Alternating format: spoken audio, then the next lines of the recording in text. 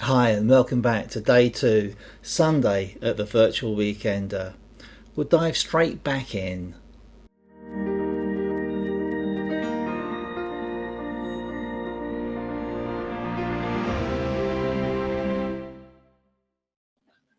Hello and welcome back to the Wood Turning Weekender. We're now live, I sincerely hope, on YouTube and hoping to stay there today. Who knows what's going to happen? So it was great fun yesterday. Really enjoyed absolutely everything that happened, apart from the little mishaps. But hey, we got there in the end. And as we've been saying during the afternoon, huge thank you to everyone for helping us out. Emma and Stewart played an absolute blinder. Paul Hannaby from the AWGB getting everything set up for us to go into the Zoom room, and also for running it because I couldn't get in there at one point. That was really awkward.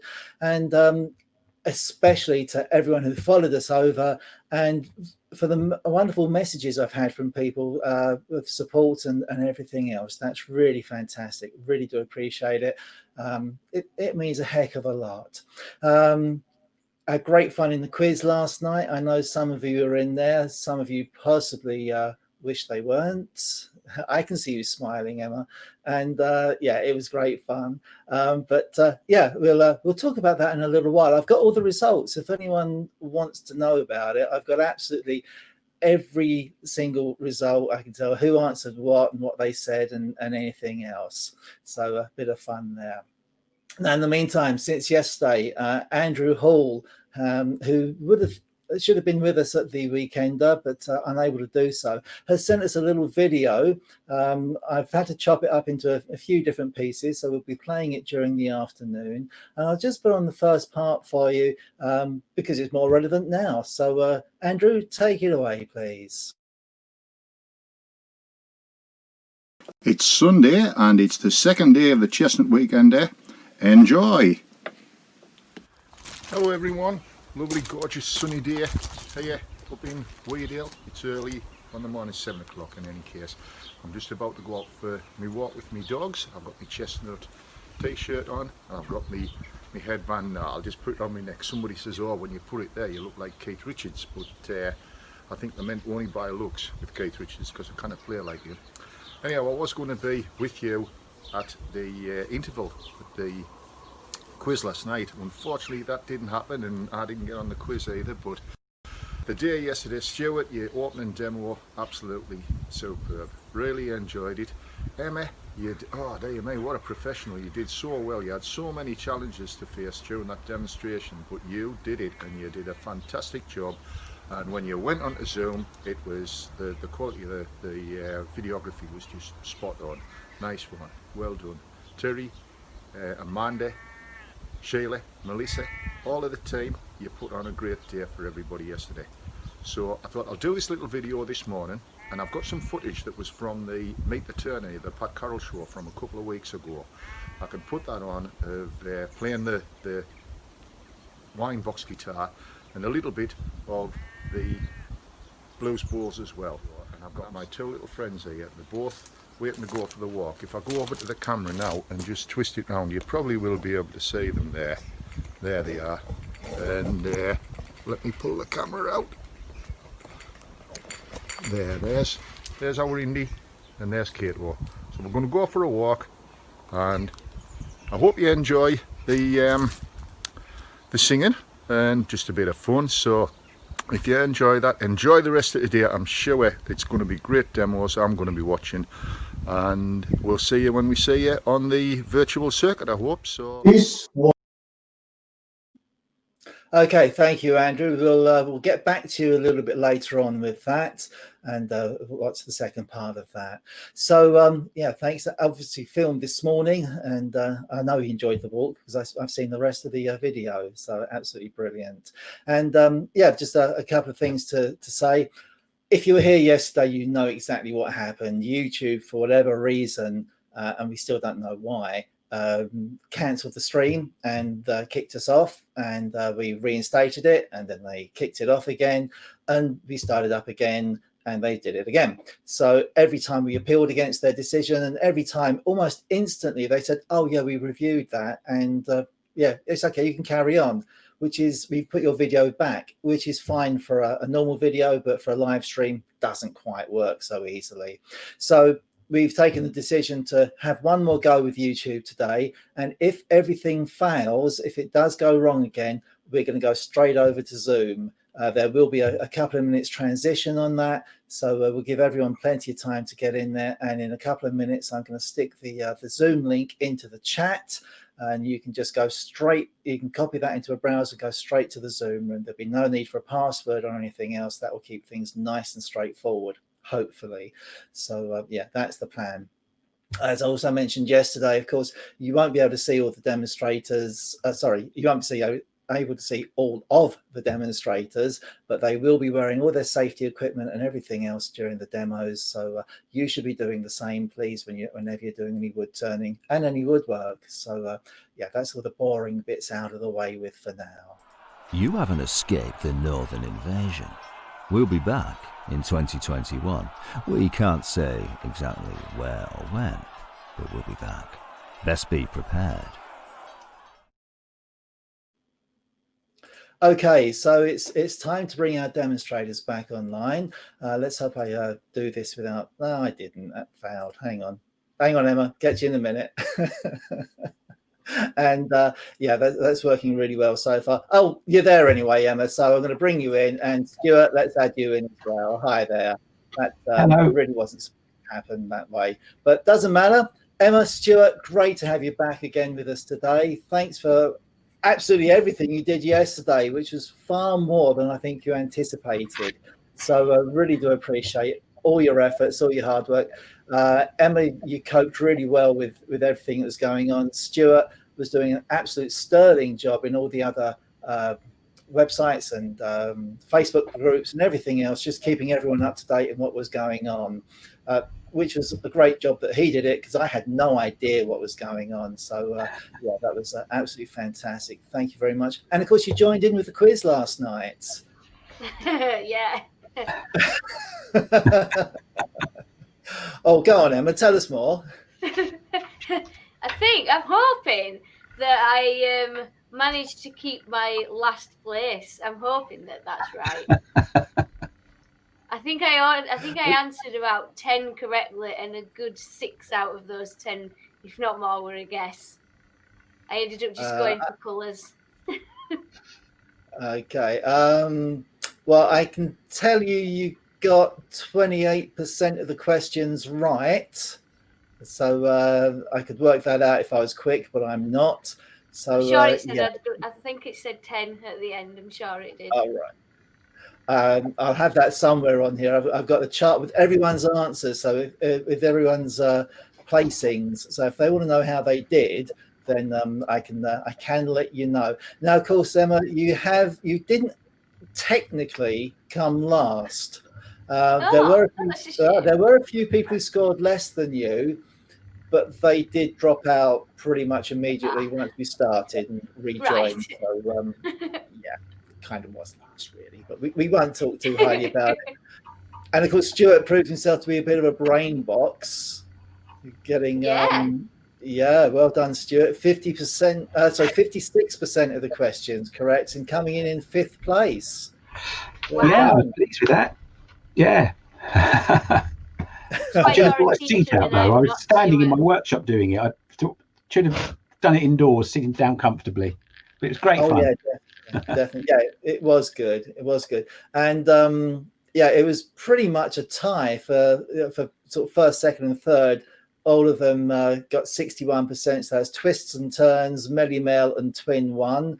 And obviously, I don't know exactly who everyone is because I don't know all the nicknames. But yeah, there's a good spread there. We had a lot of fun. So I really did enjoy that. Absolutely excellent. So yeah, Emma, I'll let you go off for a little while. You can swat up on, well, pretty much everything really, I think, the next time, and we'll see if we can do it. And we'll catch up with you again around about 3:30, yeah, or probably in the Zoom chat. So I'll speak to you then. Cheers for now. All bye. Right. See you soon. Bye. See you, Emma. Hi, Stewart. So yeah, thanks again for taking part last night. It was great fun. Yeah, it was good. I'm kind of hoping there weren't too many grammatical errors in it, because I always worry. You know, when I do the newsletter every week, I think, oh no, I know Stuart reads this avidly every time. You know, The is only picking out all the grammatical mistakes. the only mistake I spotted was the name of the film Back to the Future, which was written as Back the Future. So Oh, was it? that was all. Oh gosh, do you know what? The times I've been through that and looked at that, on and off, I spent a couple of months putting that quiz together because I wanted it to be as good as I can. I was very very insistent with myself that all the answers were credible, you know, rather than you look at a multiple choice and you think, well, it's got to be that one. So I Yeah. did try to make it as good as I could, but oh well. I'll correct that for next time. So, are you about set to go, Stuart? Yeah, I'm all ready, all raring to go. Yeah. All right, lovely. Well, we'll just play a quick trailer. I'll come off screen, and when we come back, it's your show. So Fantastic. I'll see you again about 3 o'clock. Okay. Fantastic. Cheers. Cheers. The Wood Turning Weekender. A weekend of wood turning, northern style. The invaders are coming. Right. So welcome everyone. Thanks for joining us again today. I'm going to do some more colouring with the iridescent colours and a bit of the metallic ones as well. And I'm going to do a sort of a dog bowl kind of shape. I know it's a kind of shape that we often get told not to make, but it's going to have a little bit more refinement than just straight edges. But the reason for that is a lot of the work I do, the platters that I make, they are, I have great fun making them, but you end up with such a small hole in the center that they're more decorative than anything. If you make a bowl and you put decoration on the outside, because of the angle of the curve of the side, a lot of it gets lost. If you make a artistic dog bowl, that gives you a large surface area to decorate, and it gives you a very full or empty bowl, as this one is at the moment, to be of use in the house. So I'm going to do something like that, but colour it not with stains, which these are, but using the paints. So on my lathe, I've got a bit of elm already, and it's on a screw chuck. I did a quick tidying up turn of it, just so that some of the preparation was done and you wouldn't have to watch that for so long. But what I want to do now is to put some of the shape in, and I think looking at it from above is the best view that you can have, because I'm going to aim to put a curve in the bottom here. If I hold up the one that I've already done, so you can see here, oh, if I hold it there, that there's a curve. And it's important, I think, where possible, not to have straight lines. The curves soften pieces, make them more appealing to the eye. And that curve also helps when it's on the flat surface to give it some lift, rather than sort of sitting squat and dumply on the piece of furniture wherever it's put. So I have turned a spigot here already for when I remount it, but I want to now just get on and put a curve from here. I need to take away a little bit to get down to where my foot is going to be, and then work on the sides. And ideally I want the sides to go in a little, so that again there is some sense of movement in there. Right, so you'll see that I've got steel toe cap shoes on. Depending on how today goes, there will be a short video clip where I was doing a bit of painting, which I'm wearing Crocs, but no heavy equipment was being used at the time. Right, so my face shield is going on, so if the sound goes a bit funny, that's why. Okay, so let's get this started. The remounting on the screw chuck, a little bit of a wobble, so it's not quite round yet. So just light touch till I get it screwed up again. And as I'm working across here, a little swing and lifting the handle gently around that corner.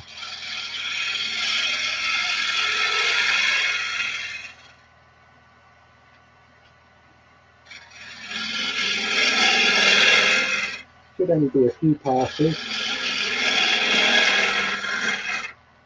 but I can see if I stand on side, if I stand in line with it here, I can see that curve developing. I need to give my tool rest a little move.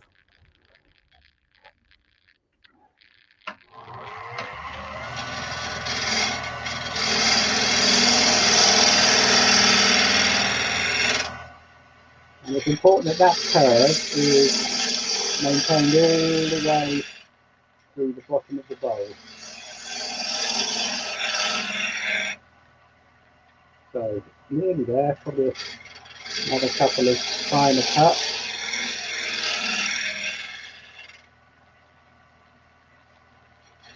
Not quite, a little bit flat here.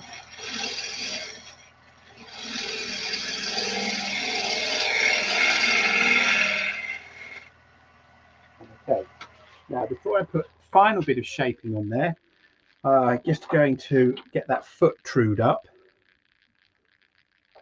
with my parting tool.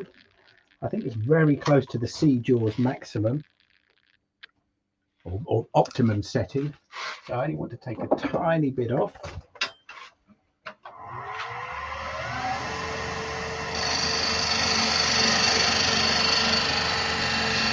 There we go. Now another important thing to do to help with remounting this when I want to turn the tenon away is to mark the center. And I do that, move the tool rest closer, move it up higher, and just use, you can bring up your live center, but you can also use a skew chisel. Just use the long point, put a little mark in there, so that when you're returning it against a plate in here, you can get the center marked up. Right, so that curve, elm, it's a rather dry old piece of elm. It's got some lovely grain in it, and you're probably, those of you sitting there at home thinking, God, is he going to colour that? What a Philistine. Well, it's got a few cracks and shakes in it, so it's not as usable as it might look on camera. Right, now just get this curve refined.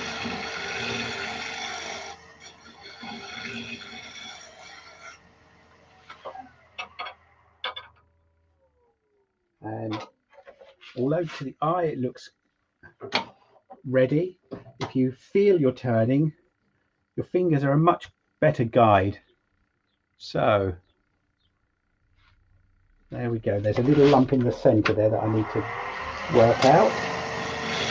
So although I'm calling this a dog bowl, it really is a bit more than that.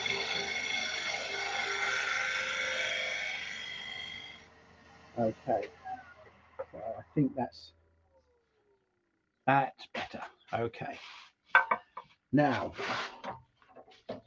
coming round to the side, if I keep it at a right angle like this to the plane, it's not as interesting a shape as putting a slight angle on it, although a couple of the practice pieces I've got to show a bit more of the process could have had slightly better shape on them.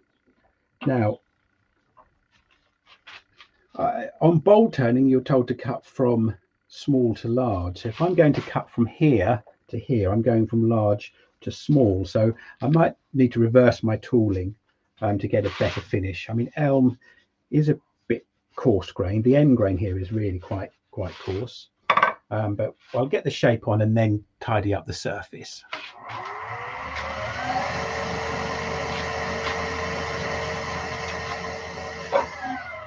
Start again, get my tool rest in a better position. There we go.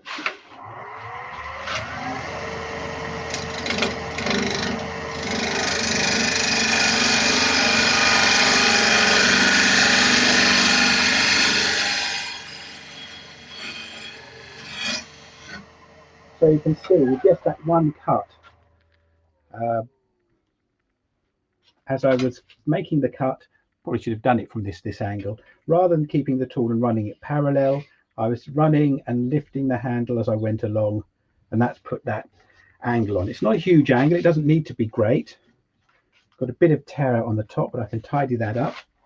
The other thing, of course, you can do if you're going to just colour the side is you can put it in the chuck the other way round and then turn that shape a bit more easily, because I've got a bit of tear out on the front there that I'm going to need to address. But maybe that will get cleaned up when I come back with a shear scrape, cutting the way we normally torque the cut bowls. So from the smaller to the larger.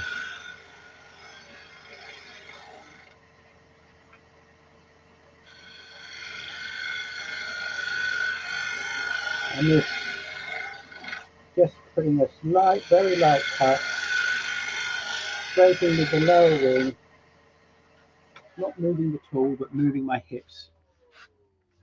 And that has got it ready for a quick bit of sanding. So this face shield comes off, respirator for sanding comes on, and I'll probably be even harder to hear now, but it's only going to be a few moments of sanding that's needed. I'm going to use Simon Hope sanding set.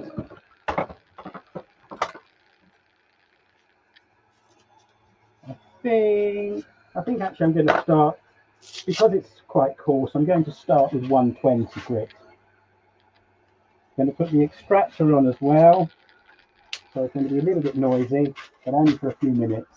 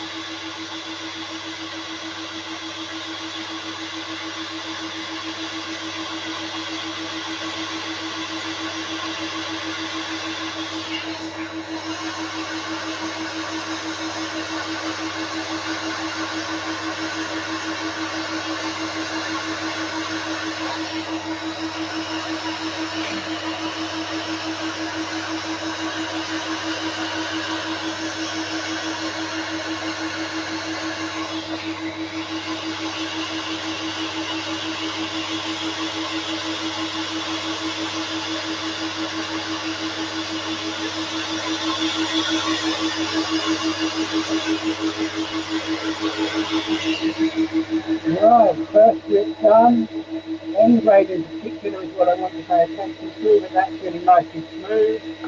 So we move on to 180.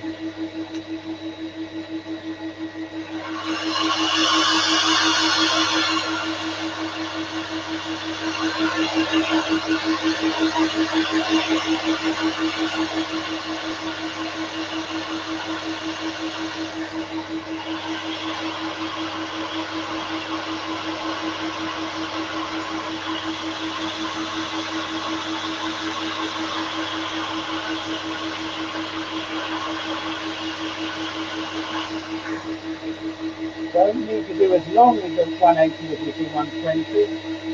Just a little bit more there.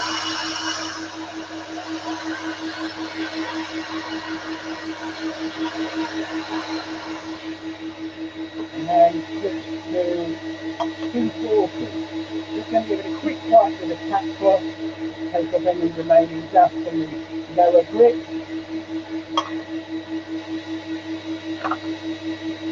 240 next.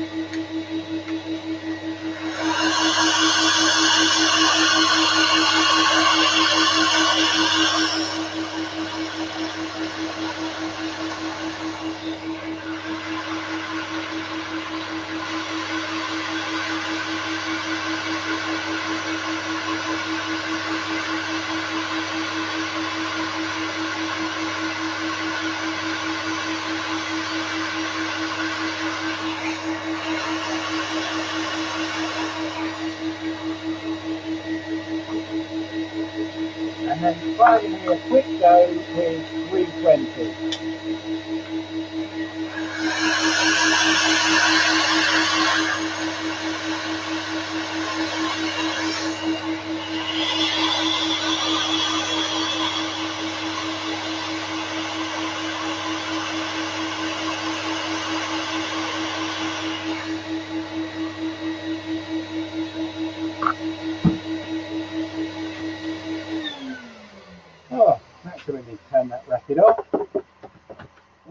Turn the lathe off as well. Okay, so that's now very nice and smooth to the touch. The rim I will sort out when I rechuck it. There is very nice grain in there. But move on to the next stage, which is similar to yesterday, with some sanding sealer.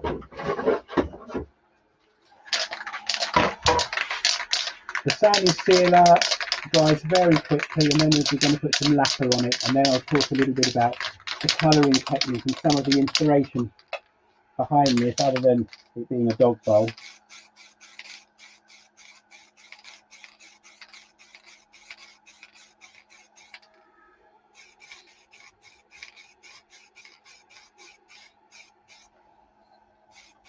Right, I'm going to leave that a few moments to dry. I'm just go and open my garage door to get some more ventilation in.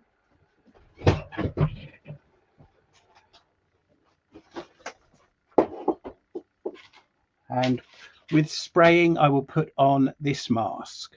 I'm going to put some ebonizing lacquer on there, so just needs a moment or two left to dry. It does help having it turning a bit to help get the air moving over it. It's not so much heat you need as airflow really to get the paint to dry. Now the size of this blank, I see there's a question there. It's not huge. Put my glasses back on.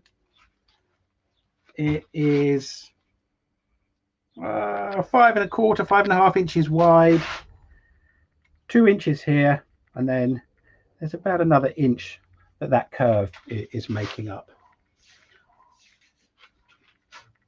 Now it really now I've got rid of the splits and things on there, it looks very nice. But you all know that I like to repurpose pieces of wood anyway, and even though this might have colour on it today, by tomorrow that might well be gone. So shaking up the ebonizing lacquer, and then we'll move on to talk about the paints and some of the design ideas for this. So mask is on. If I can get the straps all properly. There we go.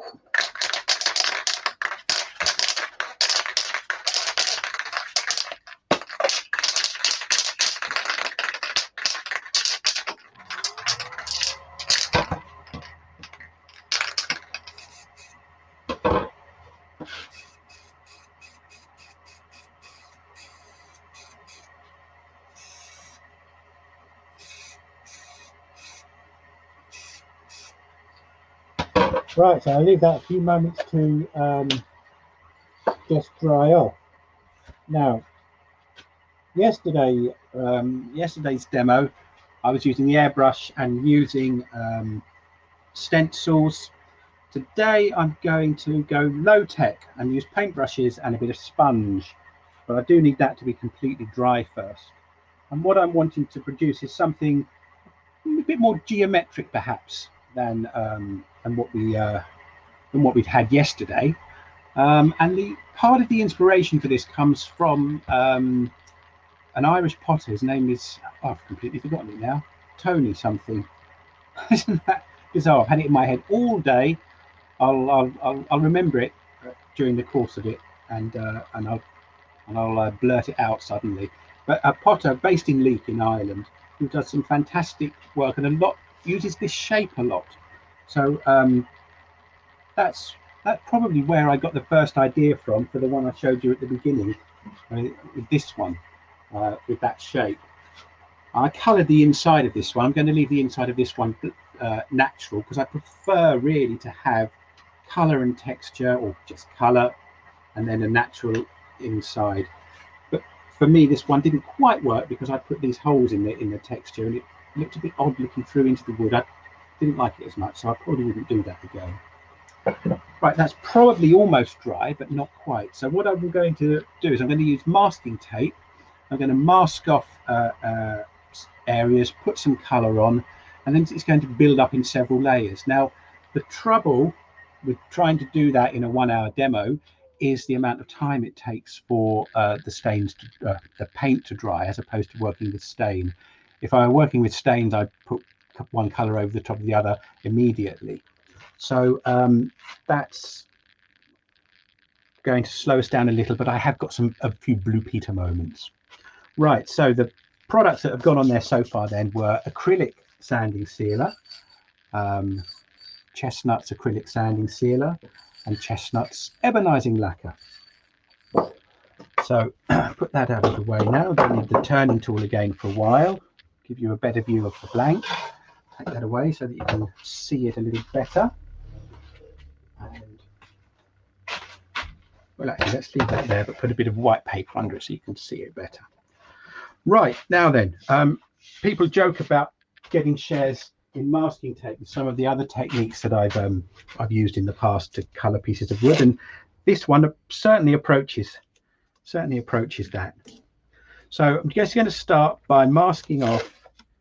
I'm not doing it according to any design, and maybe if I was an artist I would, rather than a decorator of wood, but I'm just putting them so that they're not the same gaps. What I'm trying to do is make sure that I've got the edges of the tape down firmly. So I'm going for something less subtle than yesterday, but it will take a few coats of paint to get to that point. And then if there's time, I'll look at another idea for a platter rim. So I did a short video this morning of a platter rim being decorated, and it took an hour to do 5 or 6 coats of colour because of allowing things to dry. One of the things I try to avoid is symmetry. So you may have noticed in that gap there, I didn't put it in the middle. Now, I also want to bring some differences of height of the colouring. So I'm going to put some tape on across those. And this probably is the most tape that gets used on this first coat of colour.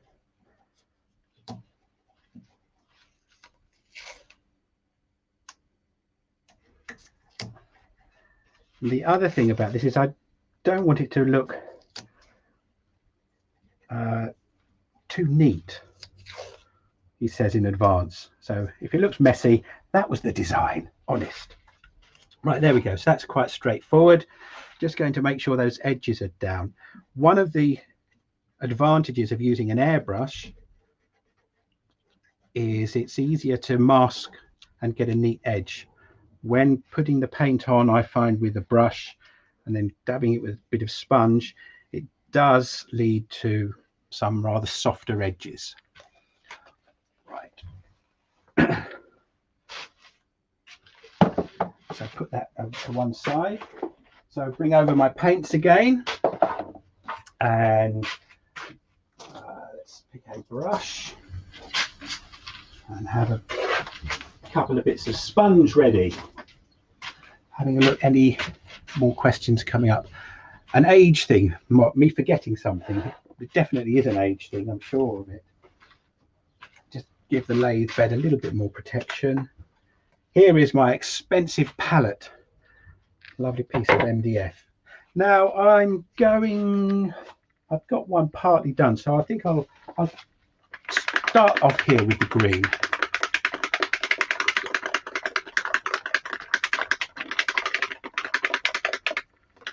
Now, the other thing, of course, why I prefer stains, which we mentioned yesterday, is the stains don't mind if there's a bit of dust in the atmosphere. The paint is a little less forgiving. So here we go, a bit of green, and then very artistically, I'm going to slap it on. Now, what I haven't given much thought to is what's going to happen under here where the colour fades away. What I would probably do, or should have done in my sample ones, I didn't put that into consideration either, is to have carried the tape around completely to the bottom, but I'll be able to clean that edge up later. So we just concentrate, as there's so little time, just on the sides today. Now, one of the things that putting it on with the airbrush yesterday was really showing up was that against black, some of the colors need a few coats to stand out, or they also need the lacquer to help them stand out. Some of the colors do a better job. I'm hoping there'd be some time to have a go doing something similar to this on a piece of wood that hasn't been ebonized, because some of the colors will work very nicely straight onto bare wood and cover very well. But this does mean that you can get some interesting effects because of the translucency element of the paint as well. So that's always interesting effect, that you can build up and overlap colors. Right, so that's the green done, and you can see that they're quite uneven, the texture. Just take a cheap bit of sponge. Here's one I haven't washed. We'll see how it works. I'll use this corner because it's a bit green, and if just gently, it's got to have a bit of dabbing if it's going to be a colouring demo, and it blends that together, makes it a bit more uniform in its coverage. So there we go, there's a more uniform look. What I did with the bottom of the spirit stain one was just to put over various different colours, and maybe I'll try that at some point on the bottom if time permits. So it's a nice quiet process, this one. You haven't got a compressor going, you've just got the sound of a paintbrush dipped in paint and occasionally washed out in a water jar. Now that will need a few moments to dry. I do have an aid to speed me up today, but I wouldn't recommend doing this unless you were pressed for time. Much better to leave it to dry naturally.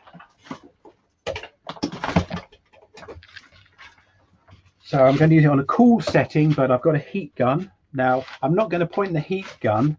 Where are we? If we go on here, I'm not going to just point the heat gun and turn it on, just in case there's dust in there. So I'm going to point it away to the side to get it started. And then I will come on to the colour. I can see that's blown a little bit of dust in, even though all of my efforts to try to avoid that. Yes, I'm sorry, Terry, I'd forgotten that I'd written a message to myself on the bottom of that stained dog bowl. When I came to reverse mount it, I put a bit too much pressure on the tenon at the bottom and it cracked my bottom.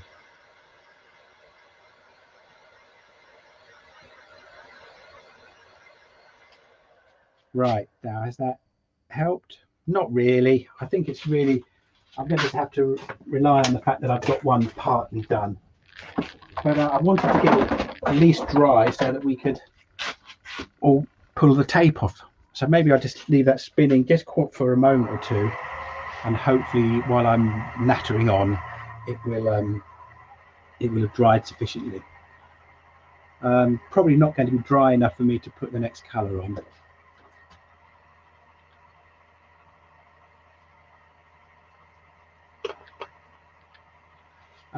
Donna, a question about ebonizing lacquer or ink instead, using India ink. I haven't actually. So, well, not on wood. I have used ink on paper and played around putting bleach patterns in it, which is good fun. But on wood, I haven't. The only ink I've used on wood so far, apart from what's in a Sharpie, has been marbling inks. Right, so I give that a little spin. It's possible. Okay, let's go for it. So I'm going to pull off the masking tape. It's quite difficult to reuse it. Let's give you a closer view.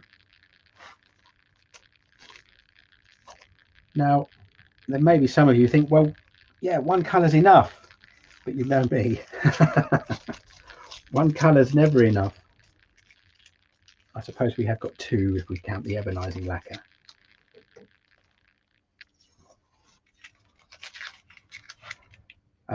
But I like the way this builds up if you keep adding different colours. I did put a little teaser picture up on my Instagram page last night, which I think a few of you have seen,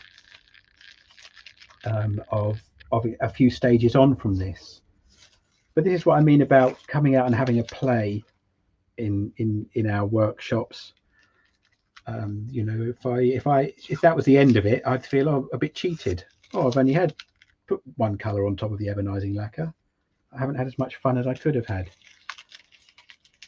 They talk about, I think, artists or creative people about being in that sort of state of flow, and that's what I think it's probably what I enjoy the most about coming out into my workshop, really, is just to have a play and lose myself and find that 3 hours has gone by when I think I've only been in here for 20 minutes.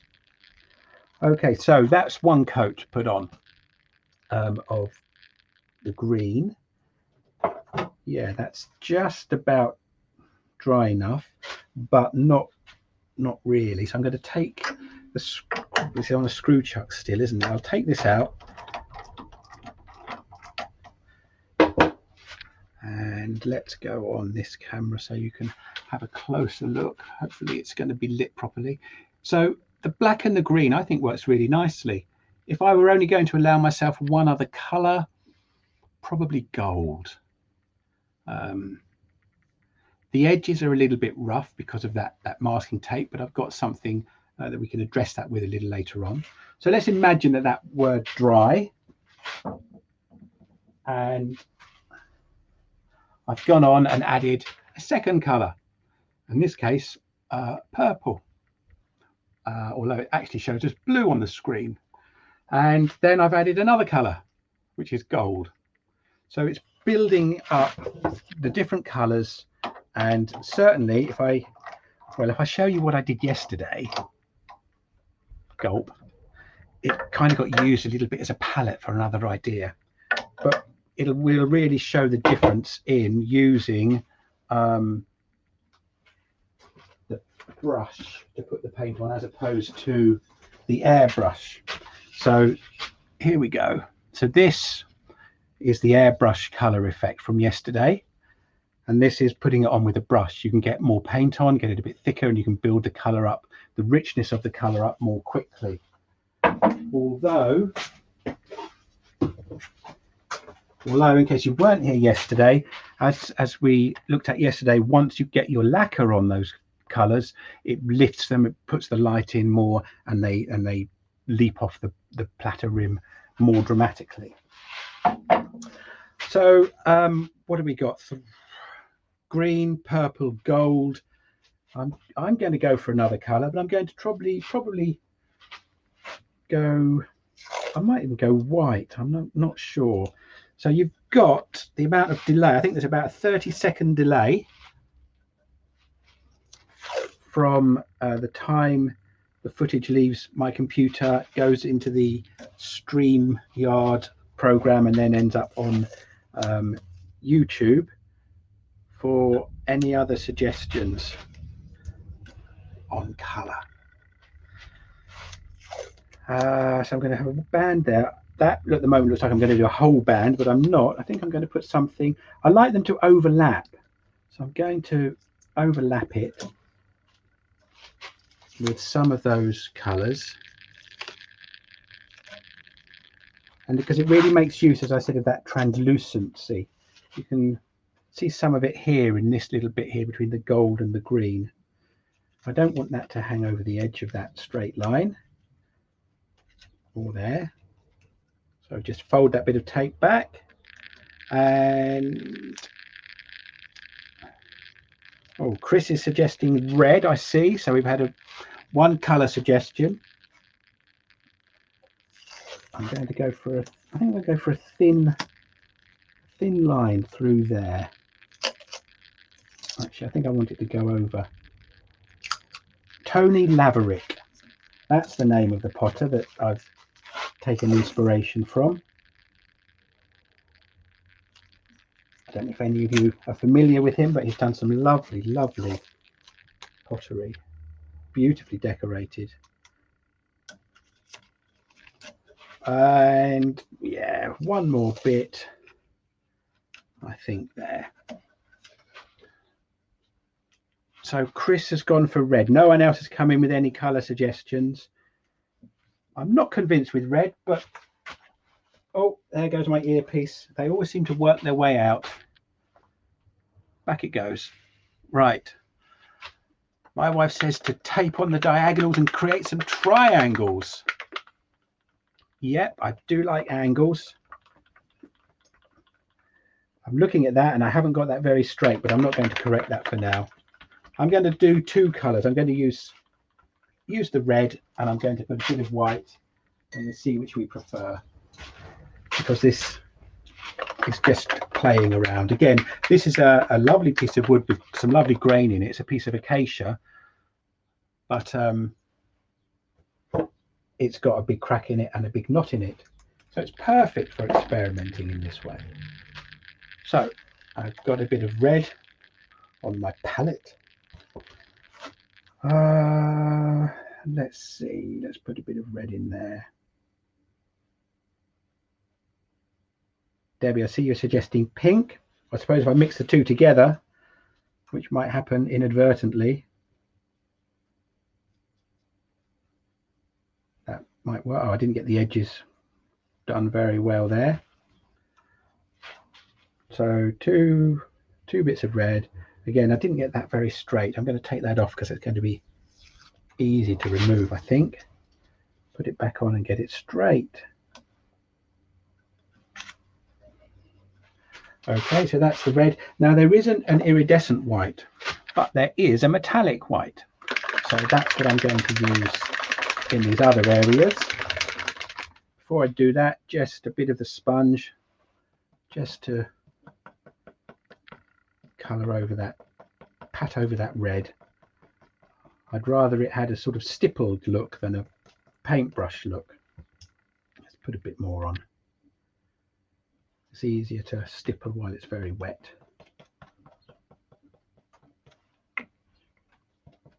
Okay, put that in the jar to wash up. Here we go, bit of white. New brush.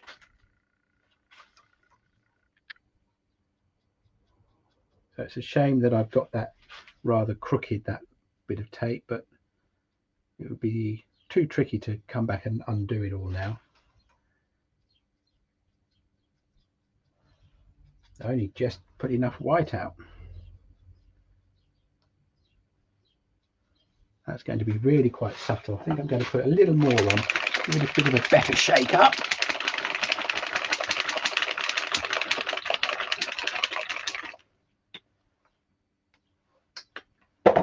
And let's put a little more over there. That's covering better. But because it's sitting on top of the other paint, it's not absorbing into the wood in any way. That's another thing about working with stains, how they absorb in the wood and build up colour that way. Right, wash that brush off. I think the sponge is probably a bit dirty for that, so I'm going to do it with a bit of paper towel. That's going to be quite a subtle effect. Right, so there we go. Give that a few moments just to dry off while I clean this area up a bit.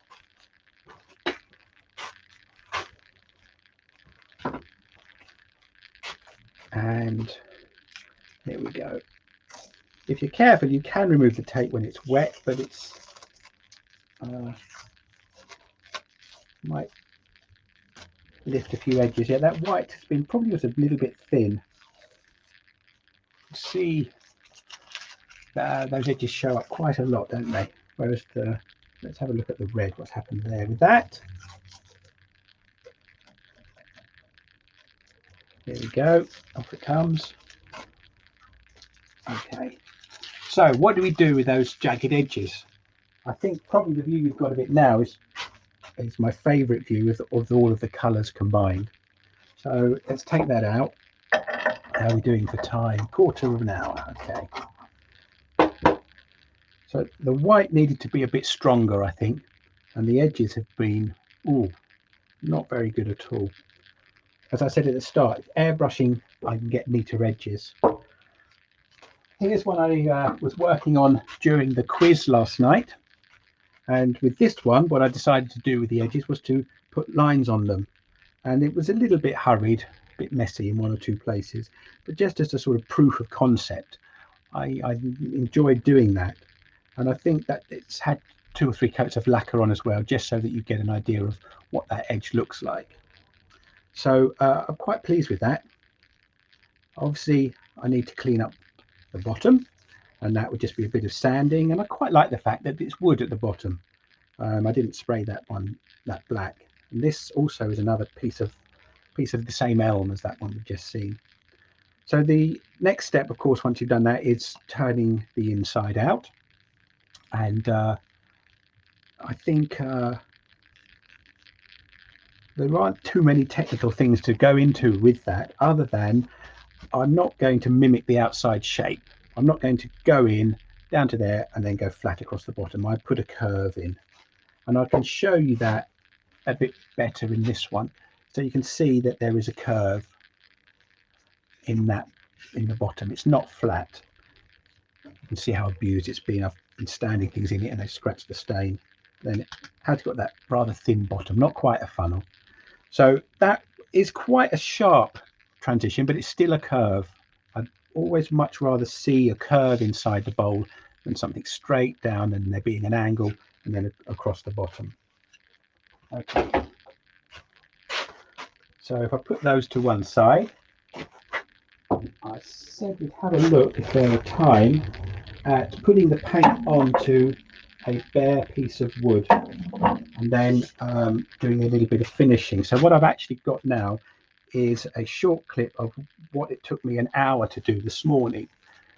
So I'm putting on those paints just onto a piece of bare wood. It could have been sealed first, but I didn't seal it. So that was purple and pink, I think, although the purple comes out as blue on my monitors. I've probably got to look at the color balance of my cameras, I think. And then work that around with a brush, and you can see how vivid and strong the color looks, as opposed to putting it on over ebonizing lacquer. I think it really gives it a lot more vibrancy.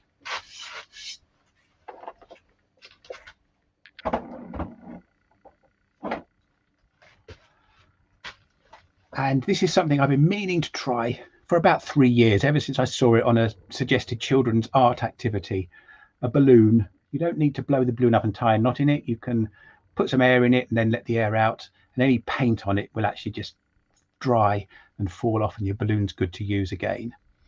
And then I had put quite a lot of paint on, even more profligate with my paint this morning than I was yesterday.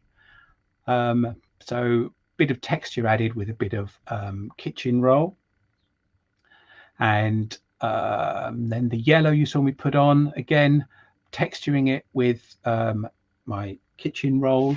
And this is a little bit more subtle looking than some of the effects because of using the paints when they were wet together. And then the last stage was actually some metallic blue put on with a crumpled piece of newspaper, which gives an interesting pattern, interesting effect. And that's one way of using the colors in a different way. You don't have to put them on over ebonizing lacquer. And if you put them on in a more ordered way and allow things to dry, you can get some very vibrant color going on. So this is what I've got on the lathe now from yesterday, from the experiment this morning. Let's turn that one off. I think it gives a very, very nice effect. And I have got some pictures of this, which I will be putting up on the Conquer page after the Weekender is finished. Now, I've seen a lot of work with metal reactive paints. You can get some lovely effects with that, but I think this effect, bright, vibrant colors when they're blended together, has given something really quite interesting and understated and perhaps a little bit subtle for me. There we go. Now, the question on there about the lines, I'm probably going to ruin this, but the lines that I put on the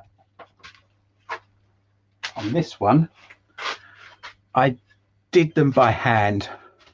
I had it actually in a chuck on a carving vise. The straight lines here I drew along with the edge of a piece of wood and tried to do the same here, but they didn't work particularly well. So there are other ways you could do it. You can use your tool rest to help guide your line. So I think if I can get that a little bit closer and use that straight edge to draw lines across. So dividing things up, and again, I'm not going to do it very neatly, or well, I'm going to do it neatly, I hope, but I'm not going to do it symmetrically. And just putting them in rough positions just to bring a bit more interest.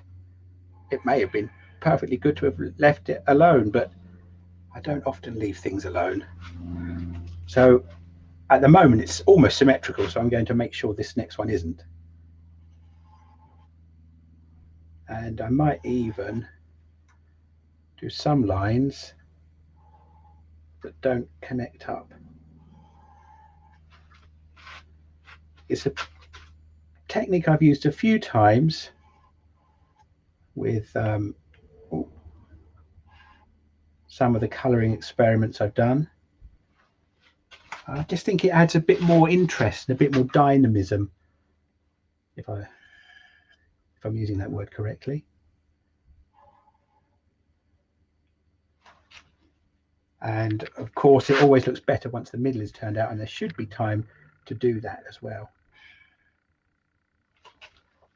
So you can get neater lines using the lathe to help where you position them. I was tempted to mask off some areas and spray black in some of the areas, but I don't think that would have worked as well. I don't know, maybe some of you think this isn't working very well, but it certainly helps using the rotation of the lathe to get the lines drawn, especially these curved ones. Let's see, one more there.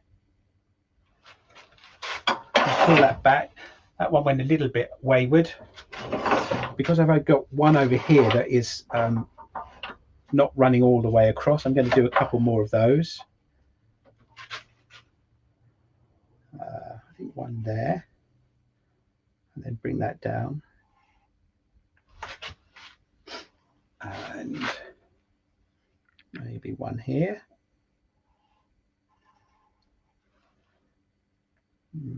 One here.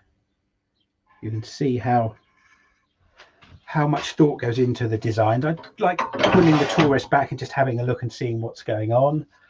A lot of space here and a little bit empty over there, so I'm going to do something in those areas. And yeah, I think part the way and then along, joined up with that one. The other big area was around here. Get the tool rest a bit closer. One more line.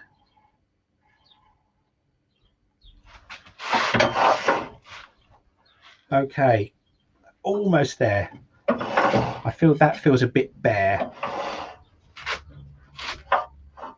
but I don't want to get it too close to these other lines, so I think I'm going to go that way and then that way.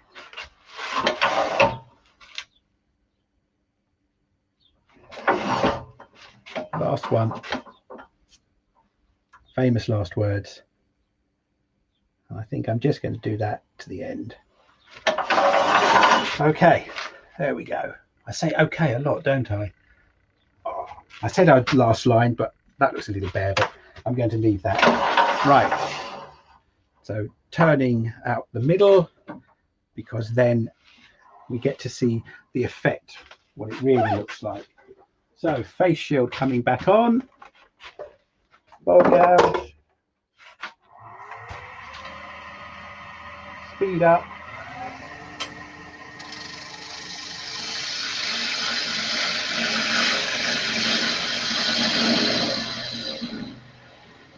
slow down in the middle. Okay, I'm not going to go to the full depth, just enough to show the contrast between the edge and the wood, because I think that's what brings it to life. I need to go a little bit wider there. So tool rest back in position, face mask on.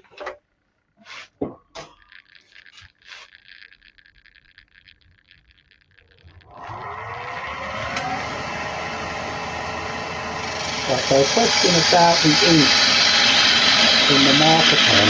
So it's a Sharpie, and I think they are alcohol based. I'm not sure if I've got a finished piece in the shed to show you, but when acrylic gloss lacquer goes over that with no adverse reaction at all. So there we go. That's another way of using the iridescent paints if you want something that's not quite so vibrant as that, which unfortunately I don't really think I've got time to do one of those in 4 minutes.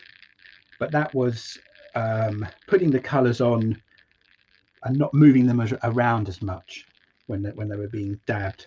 But this, they were blended more. So let's take this out of the chuck, have another proper look at it. Obviously I haven't done anything in the middle to put a finish on, sanded it or anything like we did yesterday, but that would be something that of course would also add to the look and the finish of it. But there's no point me doing that until I've got some lacquer onto the rim, and it'll take a few coats of lacquer. 3 coats is what I normally use, but you can see if I move it around that sheen, and if I'm looking at it very critically, which is often the way if you've done it yourself, I've gone too far with that line and that line, too thin with that line, too far with that line.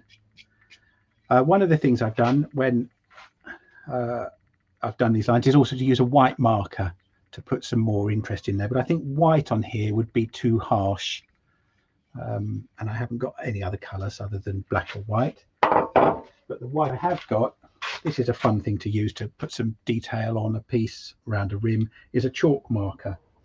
And I don't know, maybe in the chat I might have time to see if I've got an example of both of those. So we'll be going over to the Q&A in Zoom in a few moments, and for now I'll go back to Terry in the studio, and thank you very much for watching.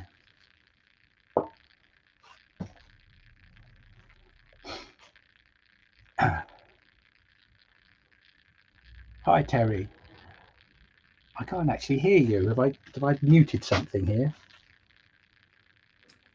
I was muted. Sorry, my mistake. So all right, the lips were moving, the mouth wasn't, the sound wasn't coming out. But that's probably a bit of a blessing, really, in some ways. Why can't I get the window I want? Hang on. Doesn't want to work for me. Anyway, great demo, Stuart. Thank you very much. Quite a few questions answered in that. Thank you. And there's going to be a few more coming up, I'm sure, in the Zoom chat. So we're going to head over to Zoom in a minute. So I've been posting the what have I been posting? I've been posting the link in the comment section all the way through the afternoon, and well, we've got this far, so that's good. So if we all head over to Zoom in a moment, I'm just going to play the second part of Andrew Hall's video in a moment or two, so that'll give us a bit of a link. Now, if you're not coming over to Zoom with us, don't worry, we'll be putting something on. Sadly, the quality seems to come and go on the interval slides, but we're doing our best with them for you. So yeah, if you wanted to start clicking on the link and get over to Zoom. Stuart, thanks again. I'll take you out of the stream because you're going to need to rejig your cameras to get yourself into Zoom. So I didn't mean to do it quite as suddenly as that. So thanks again. I will hopefully this time I'll be able to get into Zoom myself, and I'll catch you in there. So I'll see you very soon. Great. Thank you. Alrighty, so gonna quickly put on the second part of Andrew Hall's video to watch, and then I'll hopefully be coming over to join you all in Zoom. Thank you very much for sticking with us. Don't go away. Keep the YouTube window open. We'll be back here at about 3:30 for Emma's demo. And hopefully she's going to be joining us in the Zoom as well. So we'll see you all in there very, very soon. Here we go. Take it away, Andrew. This was an idea from 4 years ago. And Janet and I, we always like to watch Jules Holland on New Year's Eve. And we're watching Jules Holland. I think I mentioned before I started learning the guitar when I was about 40. But then I had an argument with a Kelton hollowing tool and a big holophone, and I got my finger trapped between the tool and this tool rest and the holophone. I managed to split that finger there. Didn't cut it, split it.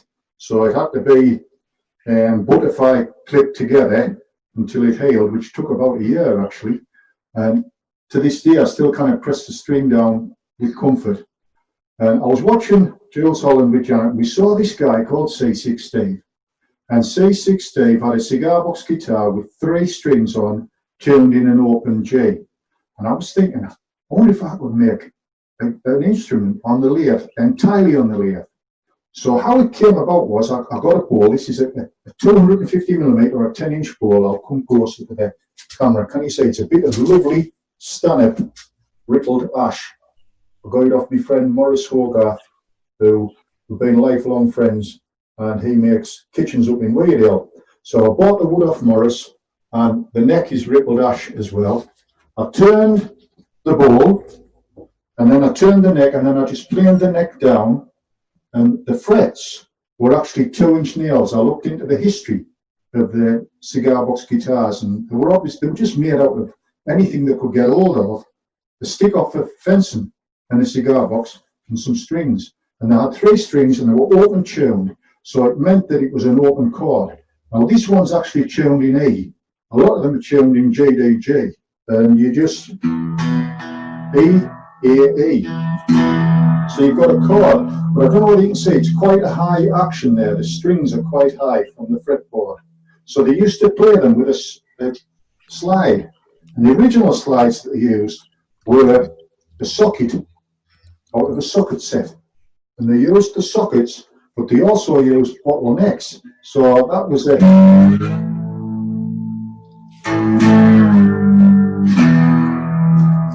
tune that they could make out of them with the socket. And I started messing around. This is Korean, so you can use Korean. There's glass, which they used to make them out of wine bottlenecks. They all have a different sound. And this one is a one made from a friend of mine up in Hexham, David Lawson Ceramics, and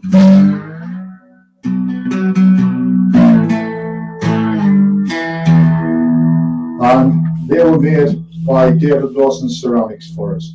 And if a student comes on a course, what they do is they make a blues bowl and they get a slide like this to take home with them. And the very first course that I had another friend who I've been friends with a long time, Tony, I mentioned before, Tony Chappell. He's the singer out of the Wooden Tops. And Barry Roscoe Guitars, I'll show you his business card. He has made, I've lost count of how many guitars he's made, but he's made somewhere in the region of 20 plus guitars. And you'll probably have seen one tonight when we were starting off the Meet the Turner.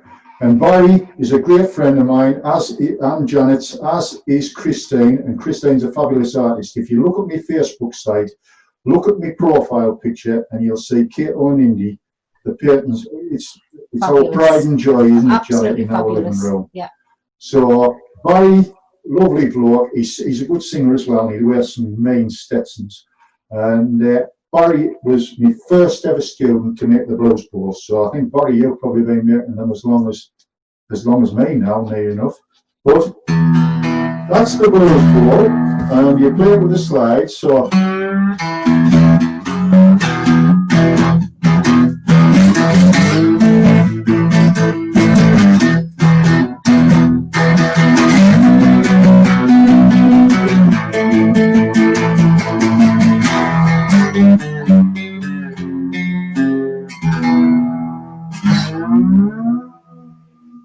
that's your blues ball. So that's played with the slide.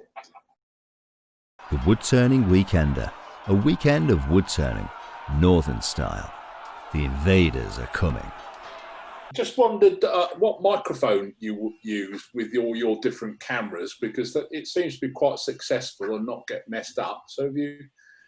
What do you I've do? experimented. I used to have some USB microphones in here, but they were cheap and not very good.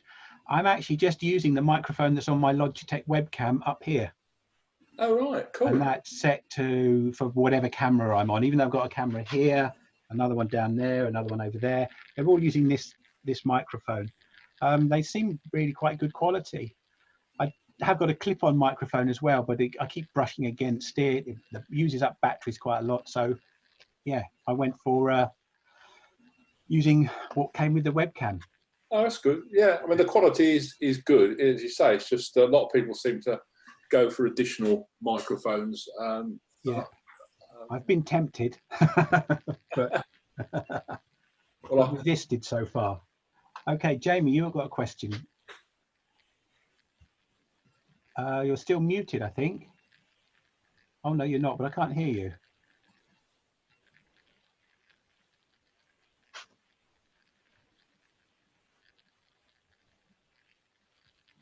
Right, can you hear us now? Yes. Hi, right, Jamie. there we go. How you doing? Good, thank you. So I actually just want to touch on quickly the last question as well, actually, and recommend a headset for you. Oh yeah. It's a little bit on the pricey side. It's called a Jabra Evolve 65. Right, I actually just recommended it to Chris Fisher as well. Oh yeah. You basically walk around your workshop. It's a Bluetooth headset, but they're made for workshop environments. So you can turn on your lathe and it won't pick up anything past your mouth. Oh, fantastic! So like noise cancelling really stuff. Yeah, they're really, really good. Brilliant. So basically, my question is, and it's probably a silly question, really, but have you ever tried using bubble wrap? Yes, I have. I never seem to have any in my workshop though, so I have to remember to bring it out and have it to hand. But yeah, I like the look that gives. I think any low tech way, and I say this many times, most of the techniques I use, you would not be surprised to see them at work in a kindergarten or a nursery when it comes to putting paint on and moving it around. Yeah. Fair play. So yeah, I mean that's where using the balloon, I saw that as a kid's fun activity. I thought, oh, I want to try that, and I've had it saved in a picture, a set of pictures for ideas for 3 years or more, and I've never got round to it because I generally don't have balloons in my workshop either. But CBeebies is a regular in your household feat. Then. Yeah. Thanks, Jamie. No worries. Glyn, you had a question. So I think you can unmute. Hi, Stuart. Fire away. Hi, Glyn. Just pick up a number of things that were going on by people asking. Do you ever get any reaction between the different paints, acrylics, the pens and everything, and then spraying the lacquer afterwards?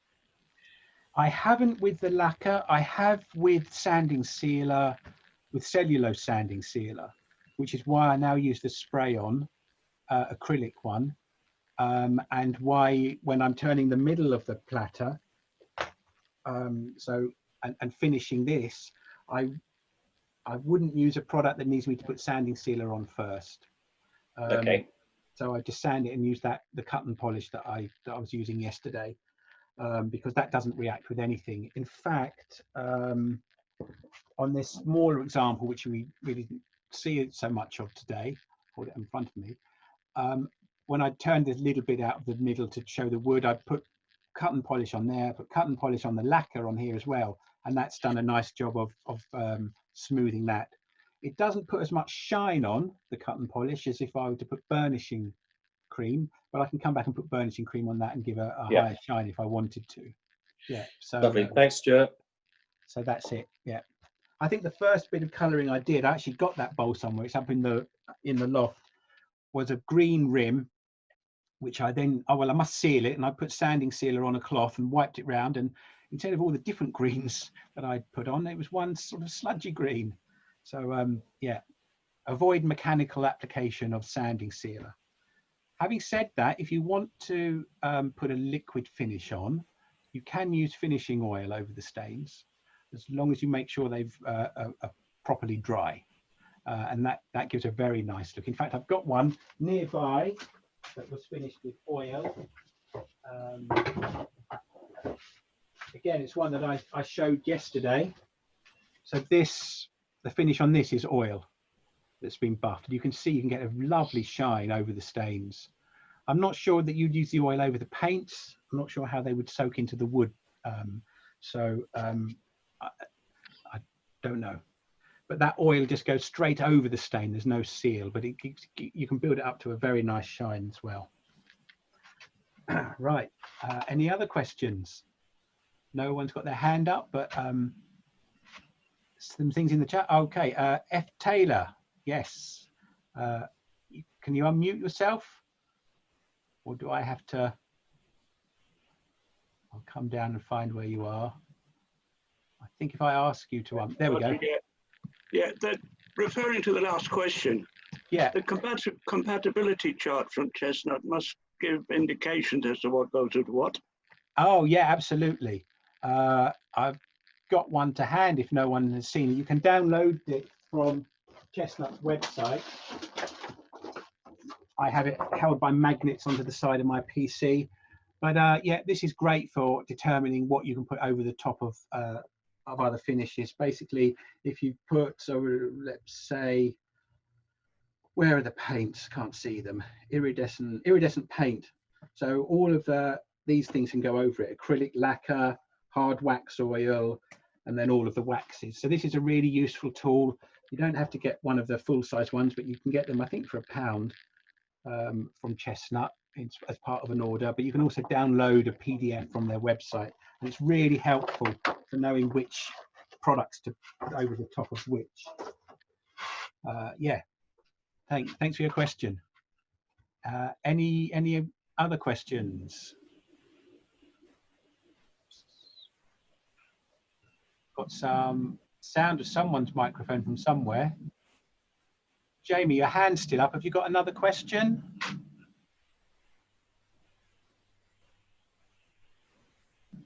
No, I don't think so.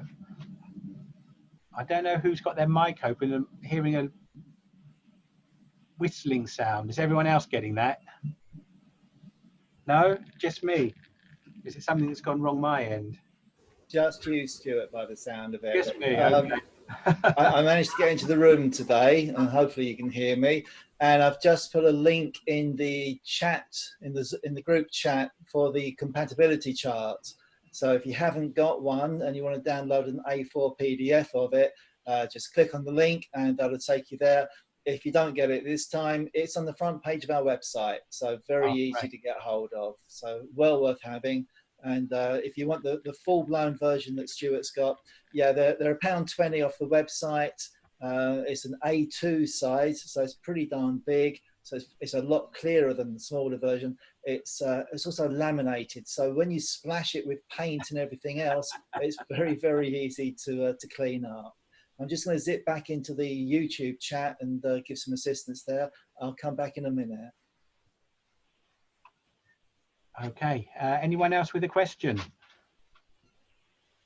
Oh, I thought you were putting your hands up, Malcolm. That's that trick of someone in a classroom, isn't it? I'm going to answer a question. Oh, no, I'm just scratching my nose. Or I almost feel like unmuting you deliberately to make you ask a question. But you're saved because John's got a question. Hi, John. If you can unmute and ask your question. Hi, Stuart. The question Liz, the question is, with the aerosol cans, is it better to stir them in an action like that, to shake them, rather than that, as you would in stirring paint? I don't know is the honest answer, and it's a shame that Terry's left. I tend to do a mixture of the two. Sometimes I do the up and down because it's just brings some variety to the stirring round. I think the idea is that you need to get it as well mixed as possible, and I probably don't often shake them as much as I ought to. But the reason I ask is the late Mark Raby always used to advocate that. I see. All right. Did you ever get a chance to ask him why? Not now. Not now. No, sadly. Yeah. No, I don't know. Have we got any? I'm not going to go down that route. Up and down, it doesn't actually matter, but really up and down, it's going to mix it better. That's what the agitator's for. So, you know, actually just stirring it around isn't. I've got a can here, but you can't see it because hang on. Let's go back over here. Does that work? There we go. So I've got a can here. That's not really doing a lot to mix the full content. You do need to give it a good shake. That's going to do the job. That's going to do the complete job. So that's the way to use it. Up and down. I'm just going to be careful what I say next. But that's going to do the job for you every time. Okay. Okay. Anyone else with a question?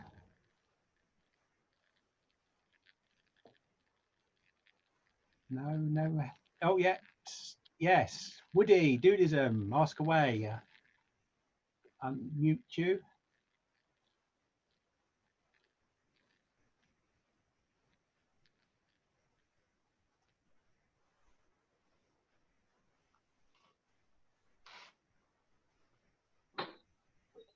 No, I was talking about when you were talking about shaking cans, right? Yep. Yeah. If you shake two cans at the same time and move around, you can shake the cans and lose some weight. Absolutely. It's about the most aerobic exercise I get. This is one I did this morning. I don't know if you can see that. Yeah, I can see that very clearly. That's iridescent acrylics with the gloss lacquer over the top. Very nice. I'll put a picture up in Conkers. That's my work for today. Big. You deserve your rest this afternoon then. Yeah, I'm going to have a nap now. I don't know how I'm going to live without my naps when I get back to working full time at school. I'll have to get the classes to be very quiet. We used to have a teacher that was asleep most of his life. I'm sure you keep really good discipline anyway, Stuart. I'm sure they're all quiet all the time. Vicky's asking about chalk markers. You mentioned them towards the end of the demo. Yeah. Oh, yeah. I forgot to have the chat open to our looking questions. Yeah, they're the kind of things that restaurants use and cafes on their blackboard to put up the details of, you know, their specials of the day and so on. So this is, I think, uni chalk marker. It's white, but you can get all sorts of different colors. I know that there was a question in one of the Friday newsletters about sealing chalk paint, and I guess this is kind of similar to the chalk marker, but I've only used it to put lines, put details on, and I've put lacquer over the top, and it hasn't peeled away yet. But I guess if it were a much larger surface that you'd covered, possibly, Terry, there might be some issues with what you could use to cover it and put a finish over the top. And I noticed Fred as well put the same question about the reaction between the black marker pen and any finishes. The lines smudged using spray lacquer. They didn't smudge for me, but I don't know what you used, Fred. I used, if I can find it, mine was a Sharpie permanent marker. I probably didn't lacquer it until a day or two after, and it was fine. I mean, I could try putting some lacquer on here and see what happens to it. But to do that, I'd have to do I do it like that? I'll give it a little shake and put some on and we'll see what happens. When would I use cut and polish? I'm guessing as an So enhancer. Stuart, can I interrupt for just 1 second? Yeah. Sorry, getting back to the line smudging using the spray lacquer, I wonder if maybe, Frederick, you put slightly too much on. If there's too much of it and it was dragging and running, then that will make it, the lacquer could reactivate the marker pen. And if there's enough of it on there and it runs, that would do the job. But if it just hits it and dries as it's supposed to, I wouldn't expect it to smudge it. So that would be chapter and verse on that one. Sorry, Stuart, I'll let you get back to cut and polish for Harry. While you were answering that, I've just put a very light spray on this part of the blank and no reaction. I'll try to put too much on if I get a suitable break. Cut and polish, I normally use it on bare wood, but having said that, you can also use it over lacquer. So this little bowl that I was playing around with the colours last night, I put 3 coats of lacquer on this morning. Ideally, I would have liked to have left it a day before I treated it, but then turned the middle, put cut and polish on there, and I did put it on over the lacquer as well, and use that to smooth it, you know, get the nice finish in there, nice waxy finish, and it has helped here. It hasn't given as much of a shine, although you can see quite a shine, as if I'd used burnishing cream. But it certainly didn't have an adverse effect on the lacquer. Can you use burnishing cream over cut and polish, Terry? I think you can. No, I wouldn't. So burnishing cream is a little bit aggressive in an incredibly mild way, to be honest. So perhaps that's not quite accurate to say that. But it needs a hard surface to work on. So over a lacquer is absolutely perfect. You can even use it over a sanding sealer.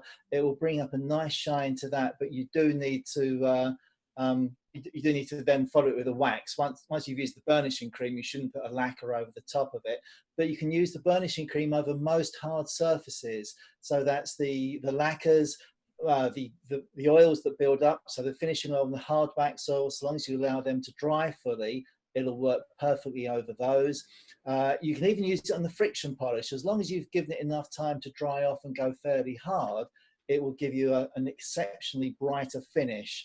So yeah, it does do a great job, but it does have that limitation that you can't put a lacquer over the top of it, or you certainly shouldn't. Yeah. But yeah, that should be fine. Barry, why don't I use frog tape, cheapskate? It costs a lot more, but maybe normally when I use an airbrush, I don't get the problem with the bleed through, and I've used that a lot on the ribbon platter effect that I've done on platter rims with stains, and it's absolutely fine. But I guess if I'm going to go down the route of trying to make this idea work a bit better, you know, yeah, I mean, clearly that is a bit well, it could be artistic, but it's not as neat as it could be. So maybe frog tape would work better, putting the paints on with a brush. I'll have to experiment with it. And Derek, you'll have to wait till I finally get down to Kent and do a demo at your club then to see the benefits of cut and polish. For me, the benefit is not having to put sanding sealer into the middle of a bowl and then risking damaging the edge of where I put any colouring around the rim, and the fact that it's just a one-step process rather than putting sanding sealer on, then another finish over the top.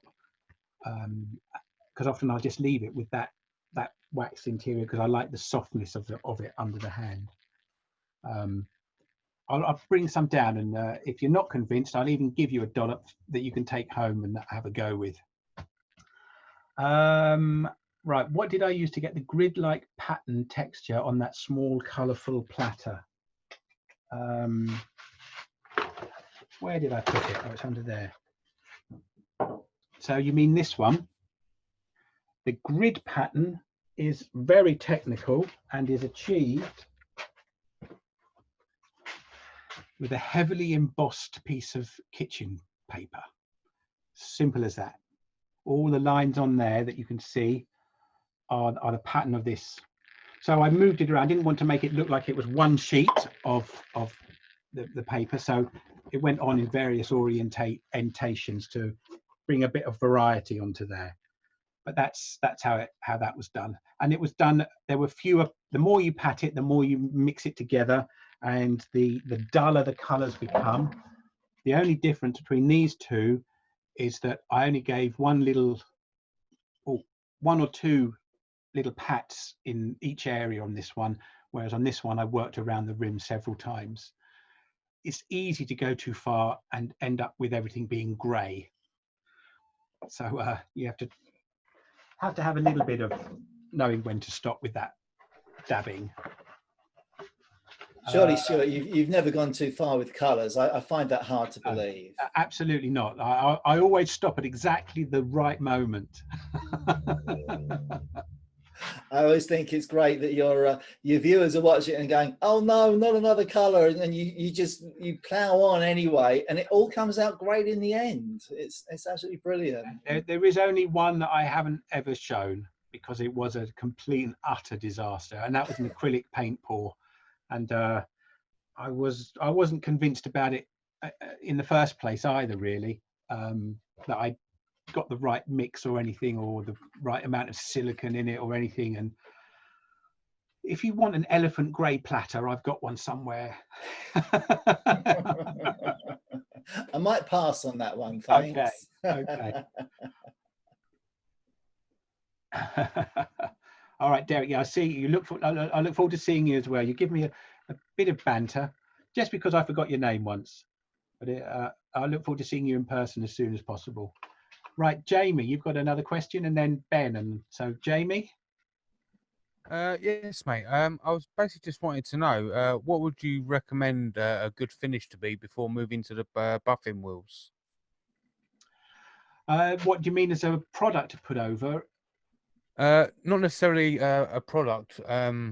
Would you say like 2, 3, maybe even 4 coats of lacquer, like over right. paint or anything like that? Just a good finish, if you like. Yeah. Maybe an oil or wax or what?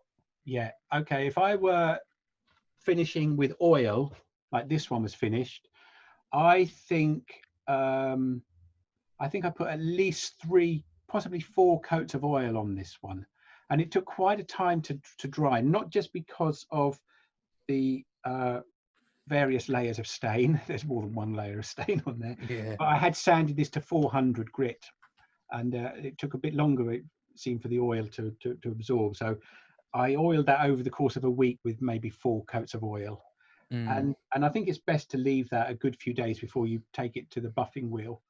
And I'm quite pleased that this is coming to you as a live stream, because if you were here in person, you'd see that I've really not taken care of it. I've just kept it in a bag with other things, and it's got a bit dinged. But if you'd only got 1 coat of oil on there and buffed it, you're not going to get the deep luster or shine that this has got. The same for the lacquer. I mean, Terry recommends that with the gloss lacquer, 3 coats maximum. If you want to go more than that to build a more glassy look to it, you've got to cut back between each coat. Gotcha. But you can get a good shine from 3 coats of that lacquer and the buffing system. Yeah. All right. Brilliant. Okay. Yeah, just to confirm on that. So it's kind of like the same advice as for the burnishing cream, to be honest. So anything that's that gives a good hard surface, because the buffing system doesn't really work terribly well on bare wood. It will buff a little bit, but it's not fantastic for it. It really needs a coating to work on. The lacquers, any of the lacquers are good for it. Probably wouldn't recommend it for the ebonizing lacquer, because it's going to probably contaminate the wheel. But the acrylic gloss lacquer, the melamine lacquer, you can even burnish the acrylic satin lacquer up to a gloss with it, as you can with the burnishing cream.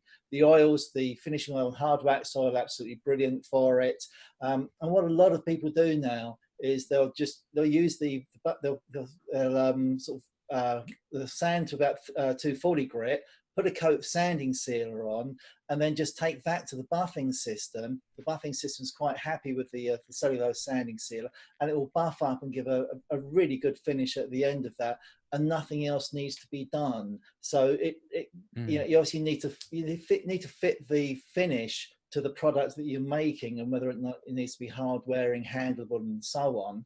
But you know, for a fairly standard all-purpose finish, then sanding sealer finish with a microcrystalline wax on the C wheel, and that's going to give you a really good finish. There you go.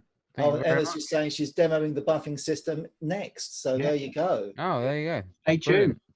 Yeah, will do. Yeah. Okay, Ben, if you want to unmute and ask your question.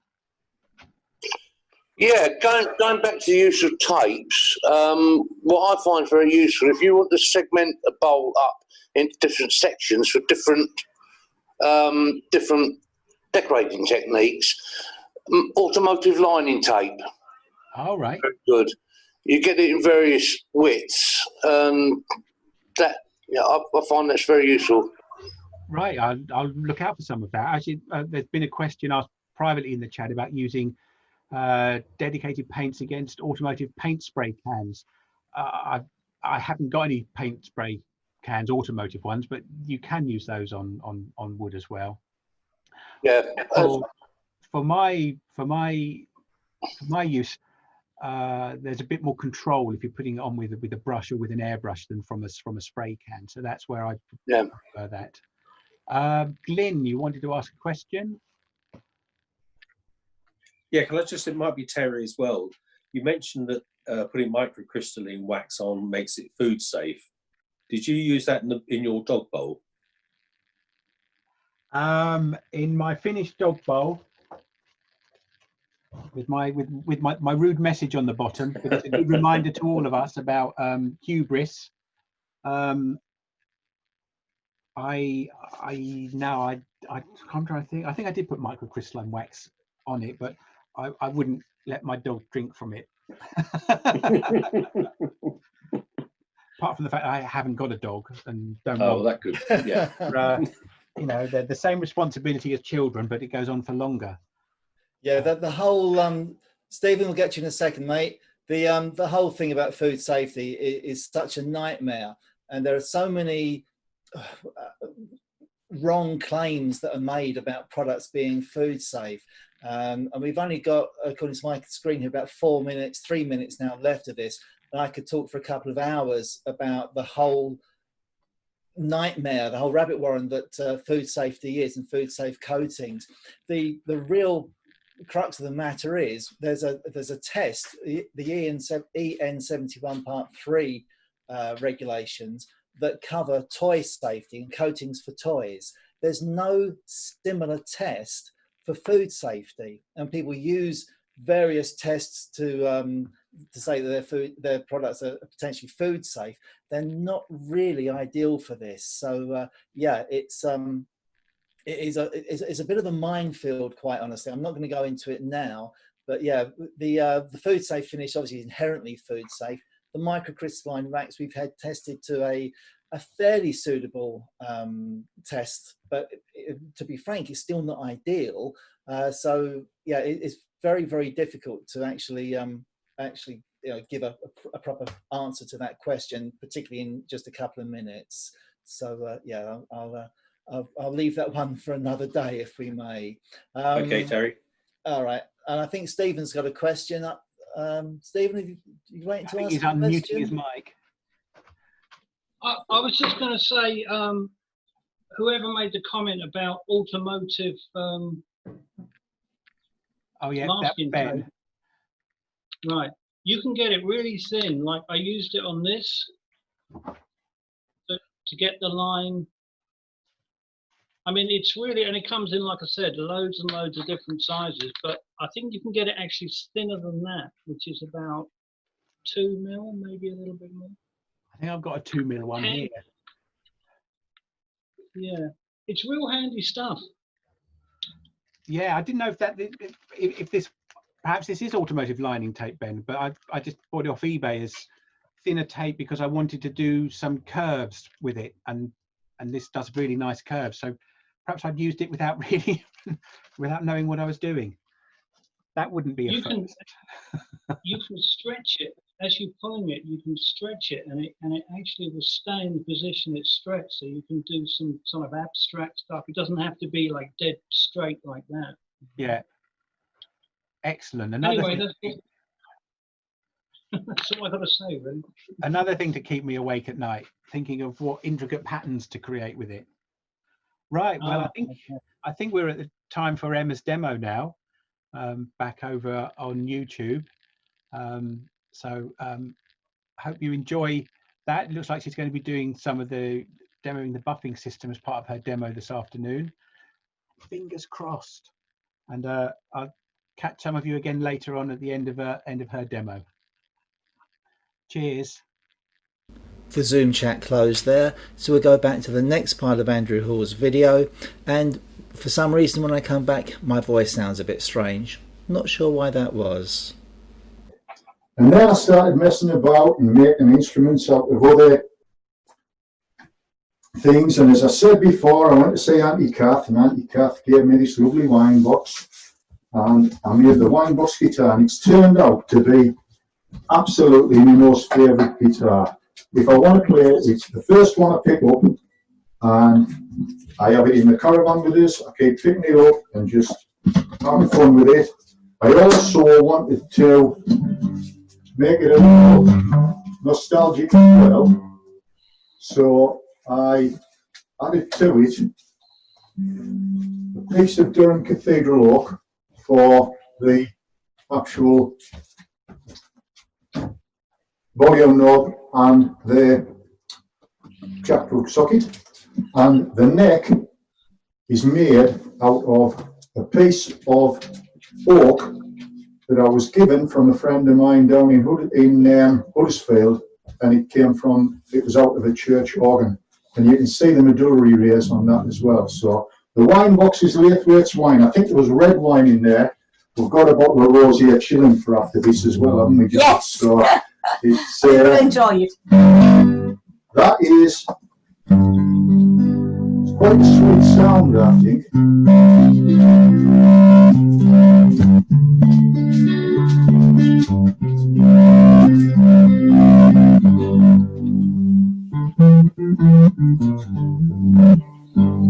So Tony and I, we formed the Wooden Tops, and we like to do like Buddy Holly stuff and stuff like that. But we made a few fun songs to collect money for Help the Heroes and the blind veterans, and we used to do them at Harrogate and whatever. And I said to Tony, we need to write a Woodturners song. So anyhow, we came up with this. So it's a pity he's not here. If we hadn't had the coronavirus, he probably would have been here to sing it with us, but I'll sing it for you. So, but he does a far, far better job than me.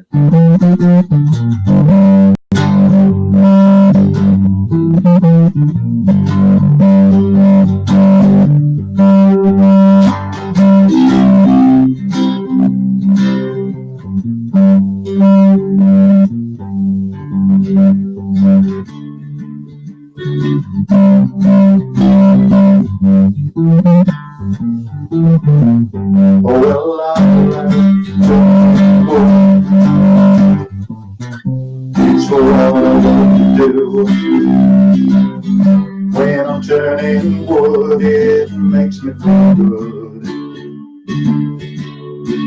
'cause I put wood on the lathe, I'm in shaving supply, but I always wear my safety glasses so none get in my eye. Because I'm a woodturner, and it's what I love to do. So I wrote this song with safety in mind for you. Well, I turn ash and oak, I turn sycamore and yew.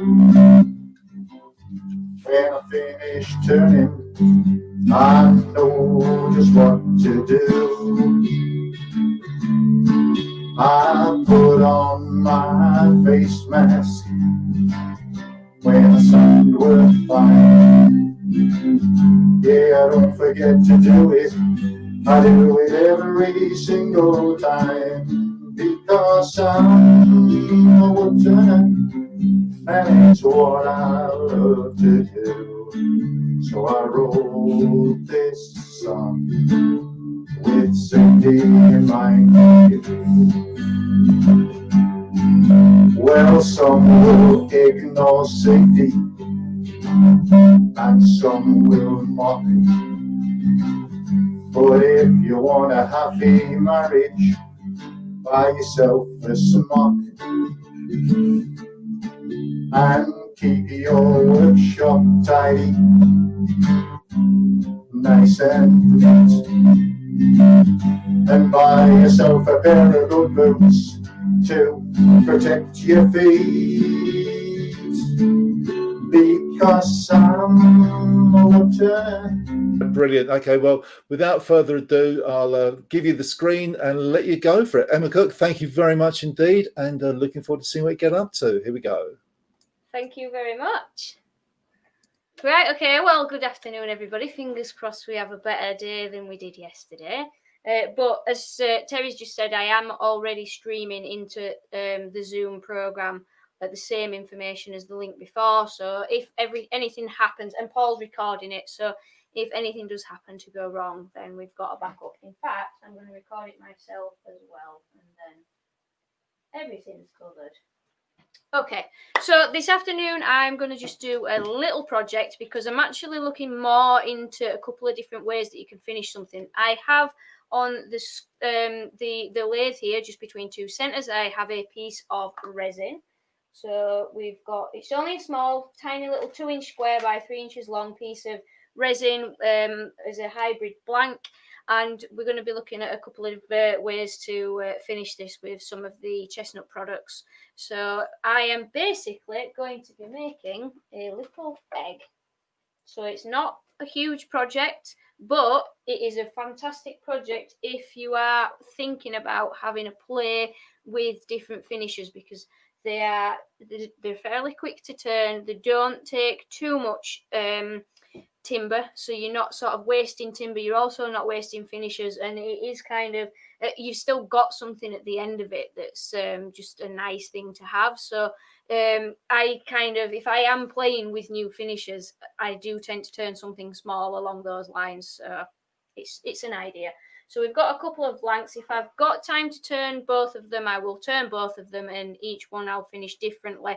Or I can take this blank and we can turn it and we can go on and use the finishes accordingly. So without further ado, I'll begin by roughing out. It's mounted between two stem centers.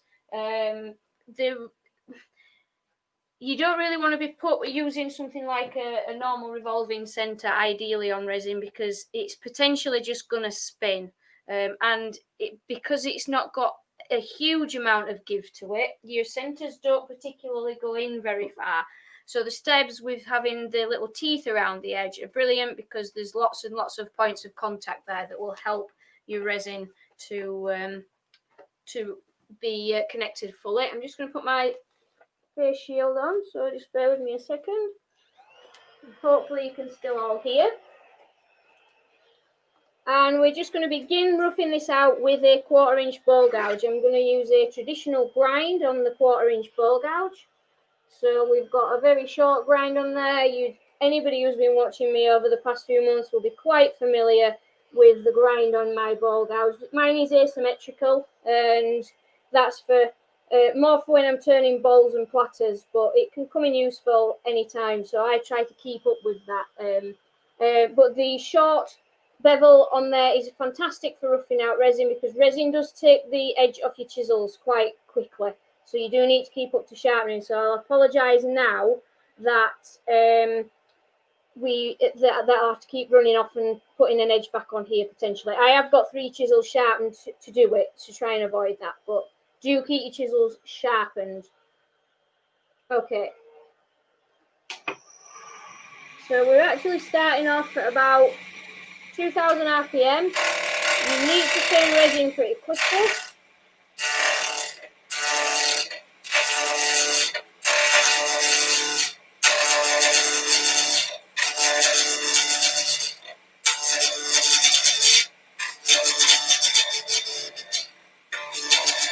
hitting Casper with resin pellets, so he's run off outside. He's a little bit better today, so he's able to help with the filming.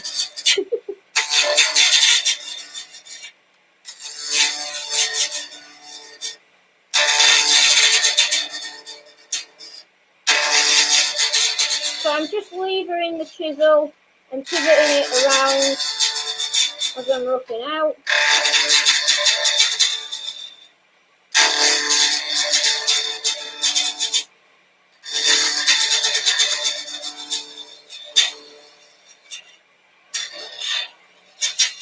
There we go.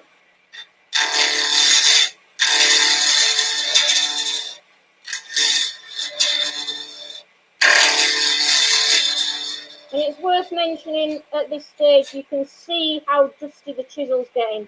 This is just the roughing out stage, and there is a lot of dust on that chisel. So that dust is floating around in the atmosphere, so you must make sure that you have good dust extraction if you're going to be working with resin.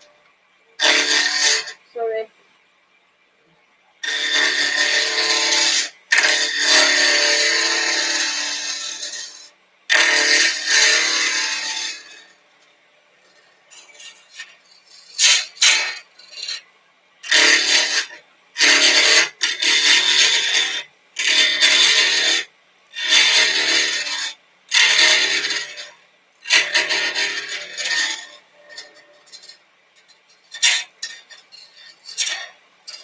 Now, if you find that you've got build-up when occurring as you're turning, it's very frustrating. And this is a tip that was given to me during one of my live feeds. Toothbrush, hold it underneath, and it will start to break up those fibres, those long ribbons even, and get rid of them out of your way. And now we're roughed out, we can put a chucking point on this edge. Now, when I'm doing eggs, and I'm doing them in resin with a hybrid blank, I always put the chucking point towards the section that's got the timber, because it's a lot easier to hand finish this than it is to try and hand finish the resin. So I hold that in the chuck and turn the rest of this so that I can sand the majority of it and finish the majority of it whilst it's being held in the chuck. That is one way of finishing, okay? So I'm just going to, oh, we've not quite rounded off, so I'll just finish rounding that off, and then we'll put a chucking point on there. I'll point it in the other direction so I'm not getting faster all the time.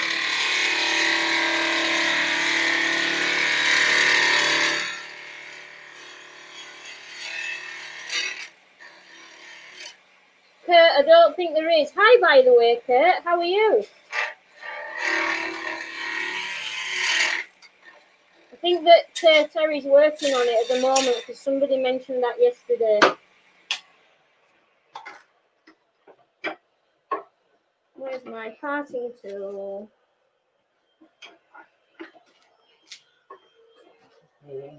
Pardon? No, I sharpened it. I better put it over here. No, it didn't. On the floor. Okay, so spigot I'm going to just put on this end now, because even though it's going into the C-jaws, which are kind of flat with a bit of a ridge around the top, for holding timber, that's fine. When it comes to holding something that's got resin, I tend to always make sure there's a bit of a dovetail on there, just because it will, it'll just help grip it that little bit more, because there's not a lot of give in resin.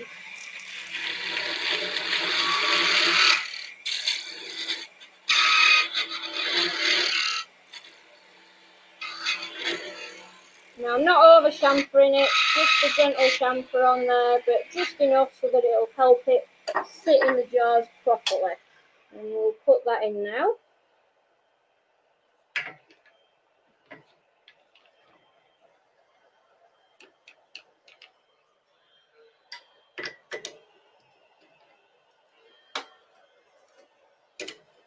I'm all right, thanks, Kurt. Thank you for joining us today.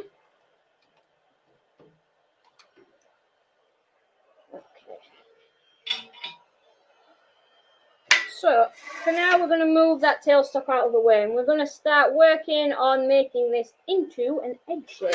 So I'll still continue for as long as I can with the roughing out with the traditional grind 1/4 inch bowl gouge. And we'll get that speed turned up to about 2,500 RPM.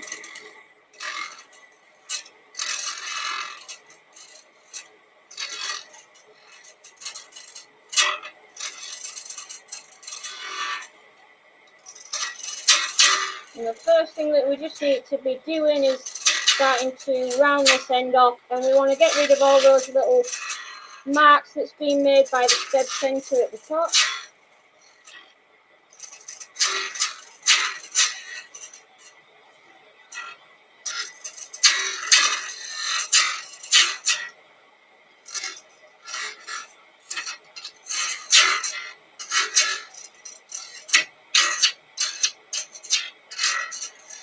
Now even the roughing out has blunted this chisel quite considerably.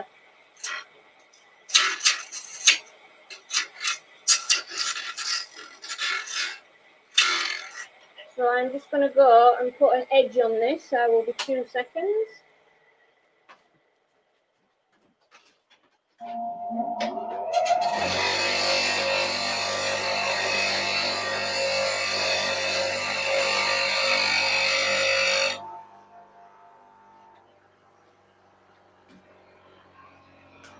There we go, that will help.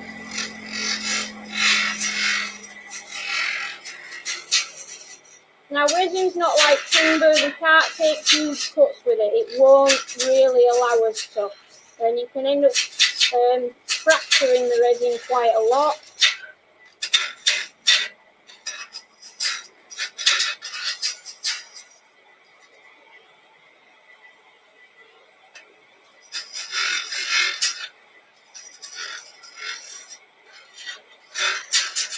And the way that I'm orientating this egg, I'm having the pointed end where the resin is and the blunt end where the burr is.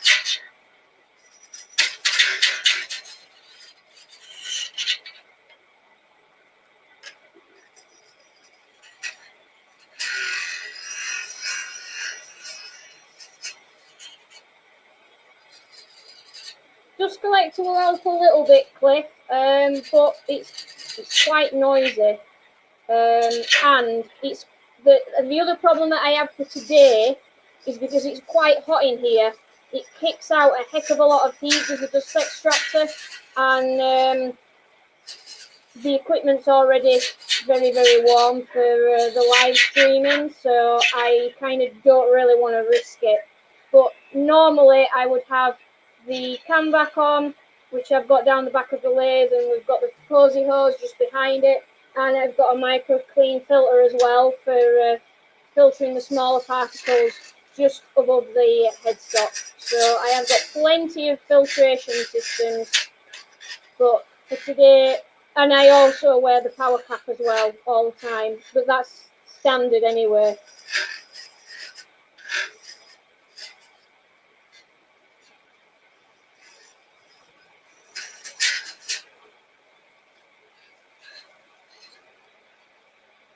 Poor Cliff is trying to ask a sensible question.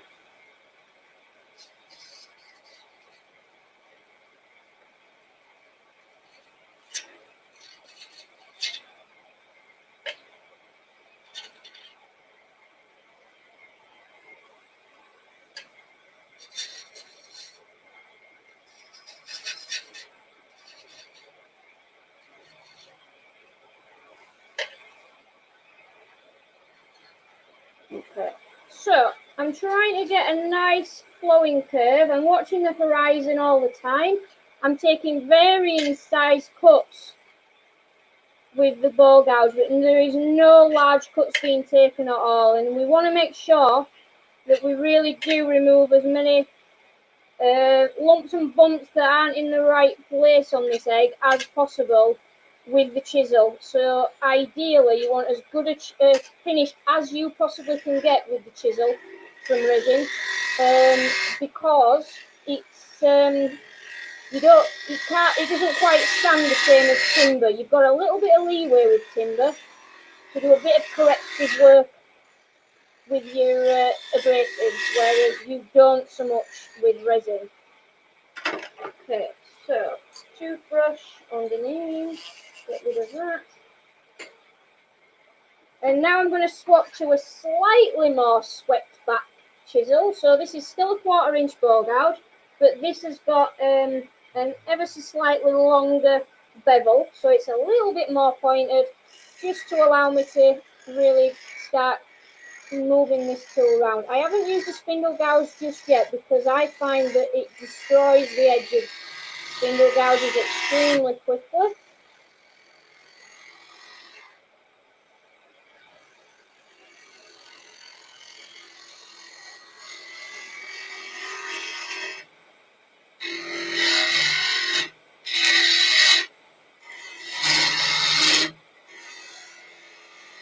And basically we want to try and remove as much as we can with it on the lathe.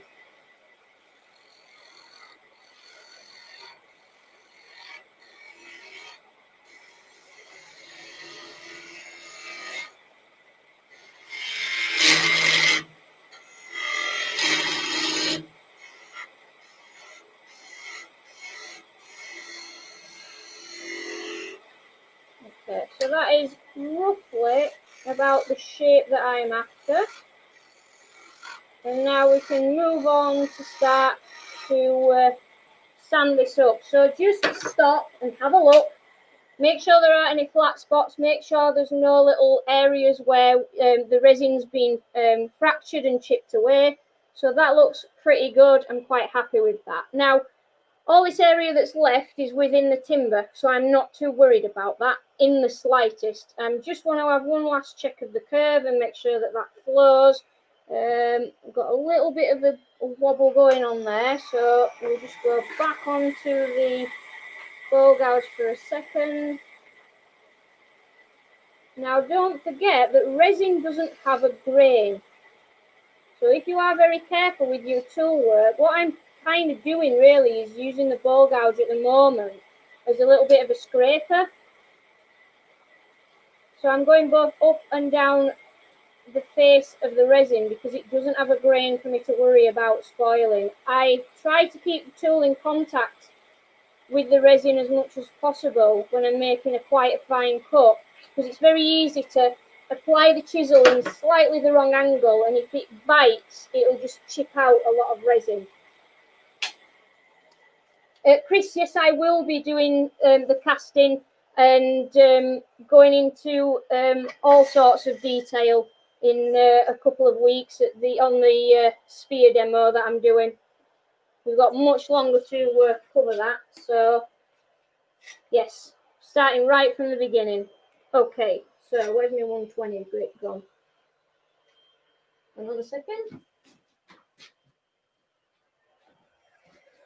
So because we've got quite a decent finish on the egg so far, I'm going to go in with 120 grit, and I'm definitely putting the dust extractor on for this, and I'm going to work right up to 600 grit. It doesn't take tremendously long, and with the differences with an egg or anything like a platter of a vase, a hollow form, anything you do like that, you can't really change the orientation of it like you can with a sphere. So we've only got a limited number of options for finishing this really. So I'm going to begin. I'm going to turn the speed down a little bit just to allow the abrasive to cut properly. I'm just starting with 120.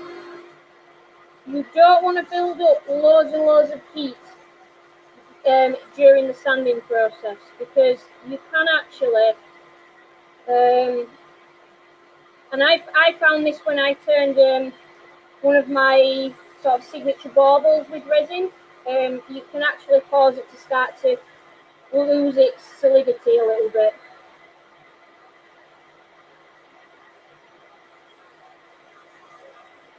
So that will have put quite a lot of scratches on there. The great thing with your net abrasive is it doesn't clog up loads and loads. Quick click and it just clears all that buildup of resin. And then move up to 180.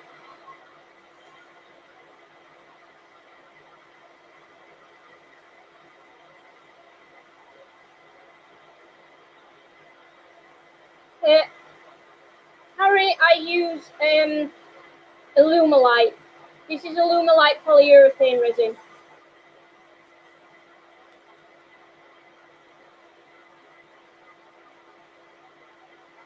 Old Faithful, I've got a demo on resin which is going to cover casting, turning a sphere, and all sorts of different types of finishing on the 22nd of August.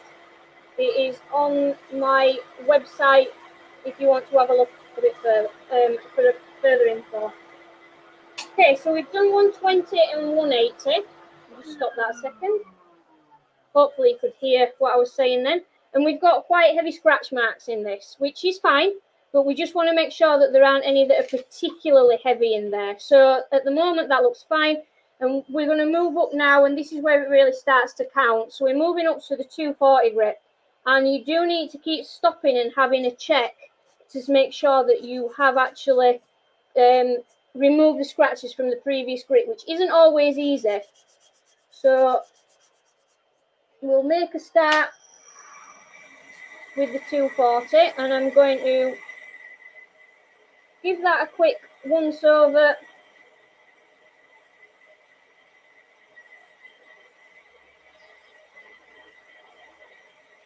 With the 240, and then I'm going to stop, have a look, and make sure that those scratches have reduced.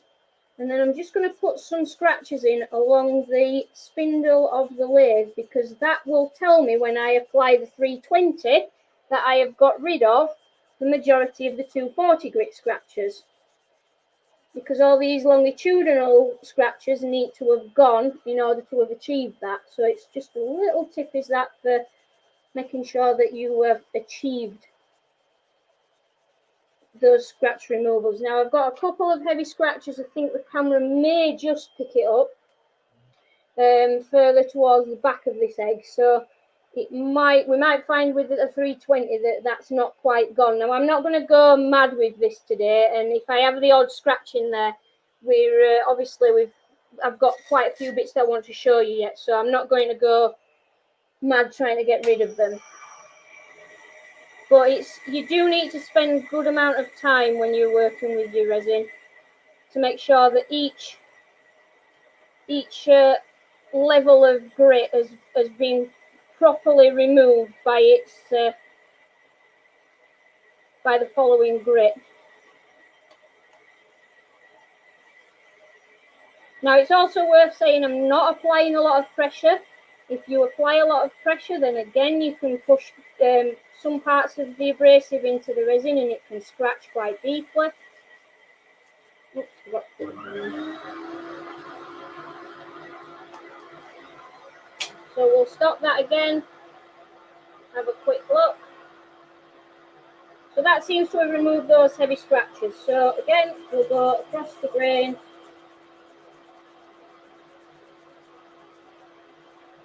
So that we know that the 400 grit then has removed this.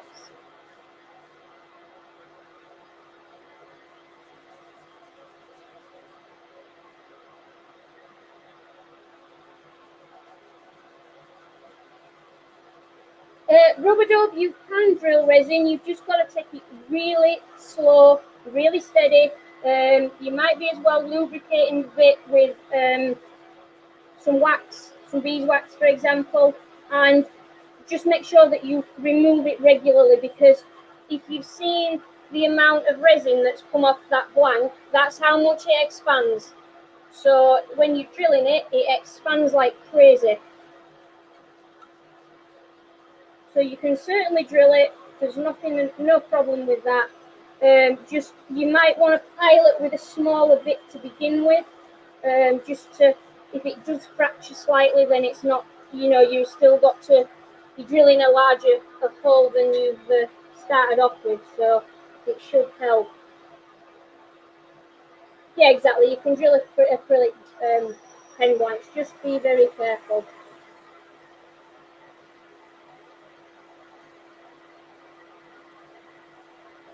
As Martin says, you can use ordinary abrasive with a teacup as a lubricant, but I do tend to use the net abrasives. They clear so well, and you're not getting loads of stuff all over your lathe.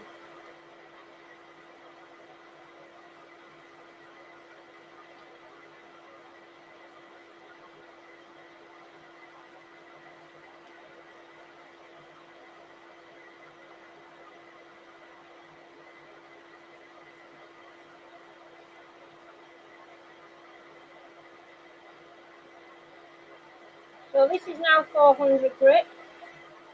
I just keep turning it round to keep the abrasive nice and cool.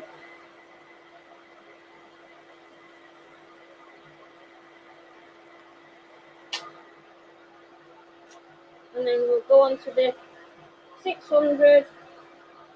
Yep, we're doing all right. We're getting rid of those scratch marks.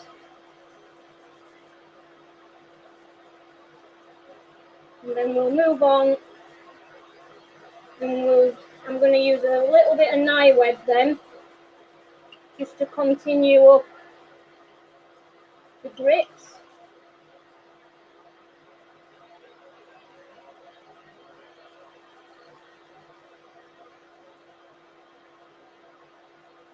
And then I will show you one method of applying finishes, which is your easiest and your least expensive method. Because obviously whenever you're venturing into something new, you've got to think of the costs involved. And if people are just wanting to have a go and get a decent finish, then this is the way that I finish it, and it works absolutely fine. So now we've got our 600 grit.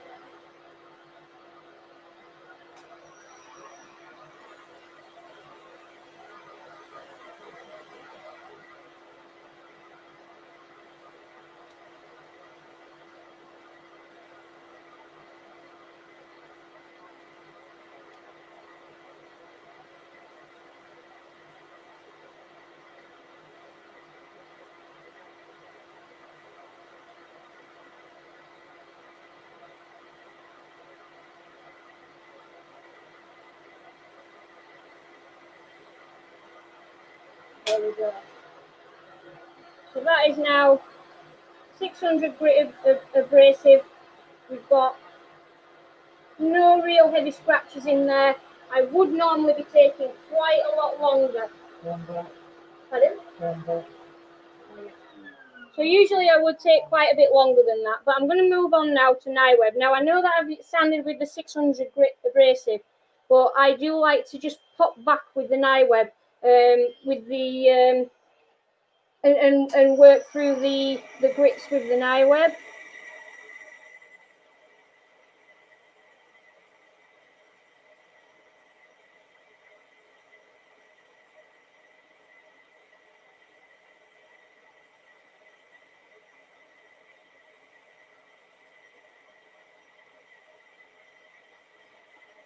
And you can see the dust, hopefully you can see the difference in the dust anyway.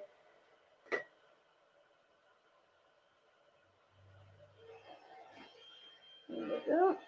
I'm just going to move this resin out of the way.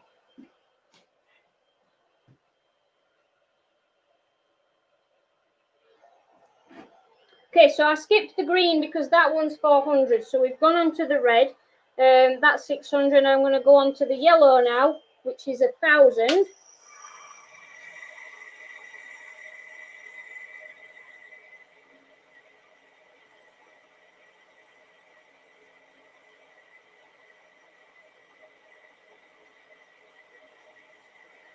And again, we'll give that a sand across the length as well.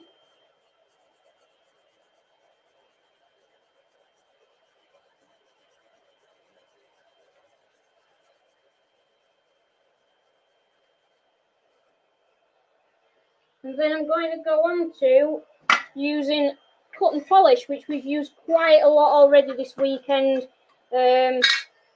least I know that Stewart uses it, and I use it myself. So this is an abrasive paste. Now this will bring back the cut to an earlier stage of cut, because usually you use this after about 240 grit. But I tend to apply it. I still sand to 600 and then use it as more of a bit of a polishing paste. Pardon? Pardon? Can't hear a word you're saying. Sorry.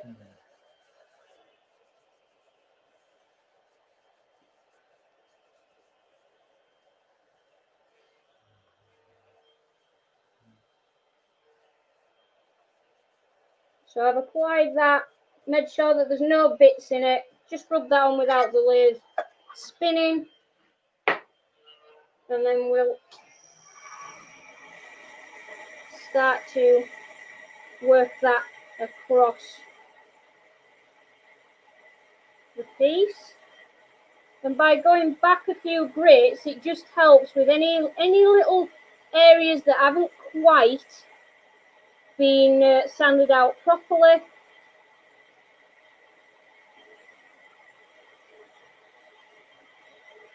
And then we can move on and apply a layer of burnishing cream.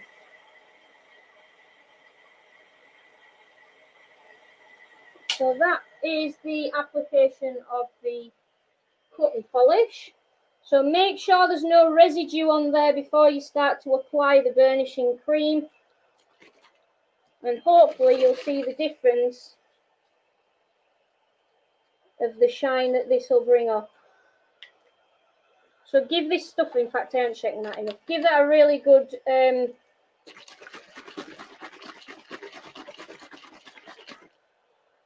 shake so that it really agitates the mixture and distributes the abrasive throughout. You're not showing the pins to the camera.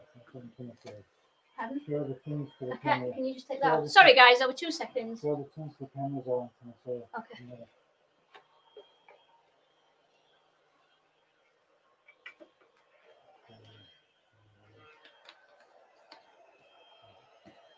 So this now is the burnishing cream that I'm going to put a nice coat on there.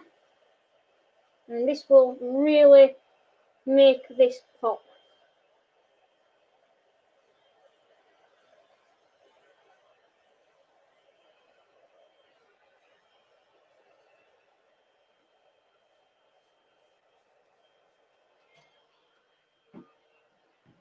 Okay.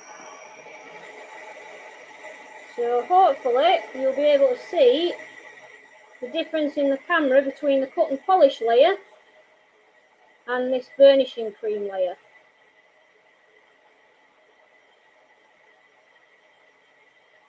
And it's just a much finer abrasive that really polishes. Gary, yeah, no it's not, but I have used it previously.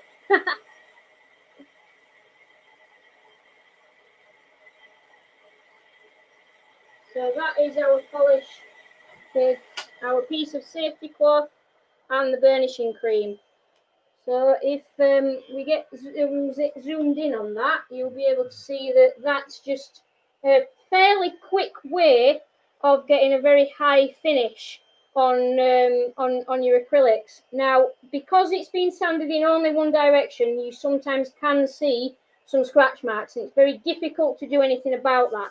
If I've got time, I'll show you how I remove the other side of this, but I'm just going to show you how I also use the buffing wheel system, and I use this a lot for finishing pieces. Now, if you want to put another layer on that, I'd put a layer of microcrystalline wax on there. I'd use it from the tin, and then I'd leave it a good 20 minutes or so, and then I'd buff it. But to be honest with you, I don't really tend to do that on the lathe. I use the buffing wheel system for this next step, and you can use that, or you can use the stick wax version. So I'm going to apply the buffing wheel on here. I'm just going to take that off for a second so I can hear myself think. So we'll just remove that for now. And I have my Blue Peter egg that I did earlier. Where are we? And I'll now go through the buffing system. So this is the mandrel that we need for applying the mops using a chuck. I'm going to turn the speed down because I don't want that to be causing us problems.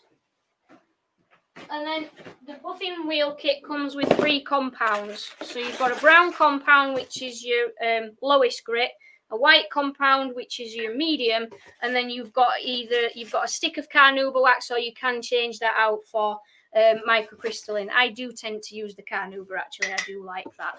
So I'll just move that out to one side, and I'll just zoom the camera out slightly so that you can see. If I just put that out of focus, no, I don't think so. So I'm just moving this front camera because it's important to know where to orientate the piece that you're finishing when you're using a buffing wheel. It is again very important that you wear some sort of dust extraction or face shield, because especially when you first buy these, there's quite a lot of bits of material come off. It's just the way that they're made, and you can't avoid that. So make sure that you have that. And even this has been well used, and there's still bits that come off. And also when you're applying the compounds, they can create dust as well. So we're going to start with the first mop. So this is buffing wheel A.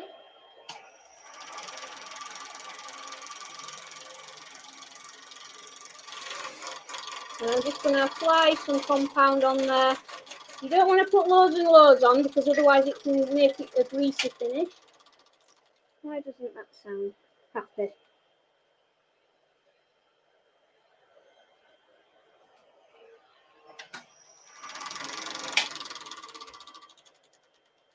Is it catching on the Pardon? camera? Is it? Oh, it's hitting on that. Yeah. Making strange noises. So this is an egg that I have done to the cut and polish phase. So if we zoom in on that, it's not quite as shiny as the burnished one, or the blue one that we've just done. So I'm going to take this and I'm going to hold this up to the buffing wheel. When you are buffing, you need to make sure that you are using the lower quarter here. So from you to the bed bars. Don't go any further, because if it catches, it's going to flick it up. And don't use it on top, because it'll throw it at yourself if it catches. And make sure that you have a good grip on whatever it is that you are using. And if you notice, I'm going across the length of the egg so that it's in the opposite direction to the sanding marks that are just left in there from both the last bit of abrasive, because I rushed it, and from cut and polish. I'm applying good pressure to this. The speed of the lathe is about 1000 RPM.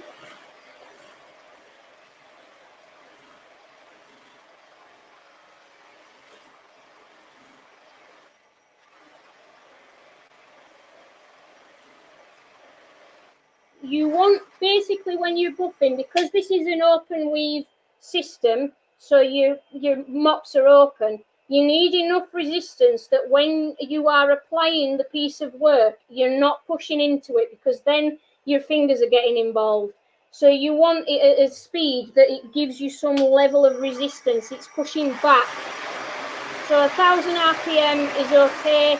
Lower than that, I think that if you're going lower, that you're going to start spreading it open a little bit too much. You might be able to go as low as about 700, or just seeing what Terry written, 600 RPM. But yeah, don't go above 1500. You have no need to. If you go above that, you're not going to be giving the compound any opportunity to cut.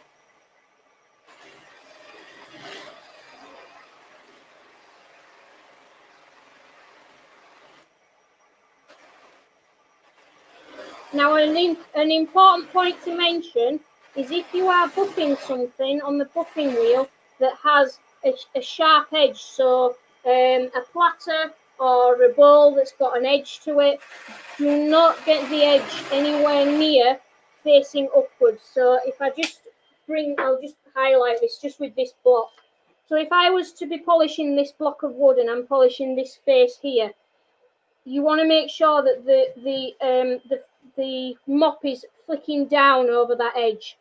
If you end up tilting it so that you're engaging that top edge, it's a little bit like when you're turning. It's going to catch and it's going to pull it out of your hands and flick it down, which is a smashed bowl or broken fingers, or, you know, it's not good. So make sure you're very careful.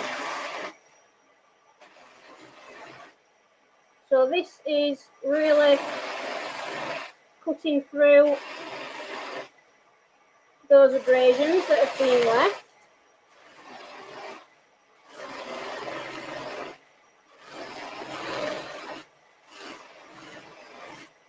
Now, if you find it's not doing anything particularly, then just apply a little bit more compound. Sometimes I have to say I turn the speed down for applying the compound.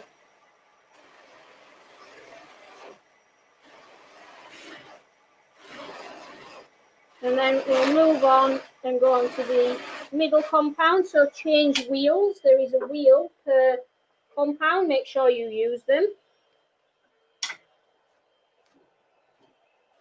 It's such a quick system. Such a quick system to use is this. It's fantastic. And the size of these and the fact that they're all individual means that you can really use it for some large pieces. You're not having to worry about not having a lot of space. But on the other hand, if you do a lot of smaller things, like I do a lot of spheres, and I tend to use the buffing tree, which is under the lathe at the moment. And just because I can just go from one to another. So they both do have their advantages. That's what happens if you don't hold on properly.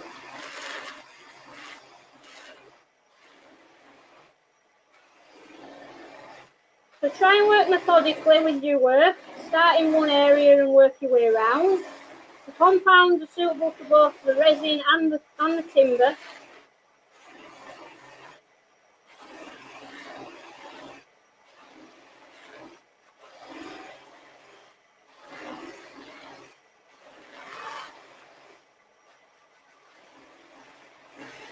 And you should start to see that you're getting a little bit more of a shine building up. Now the white compound is very easy to overdo it with. And sometimes after I've done the white compound, I'll wipe off any excess just with a microfiber cloth to make sure that I'm not going to contaminate the third wheel, which is your polishing wax.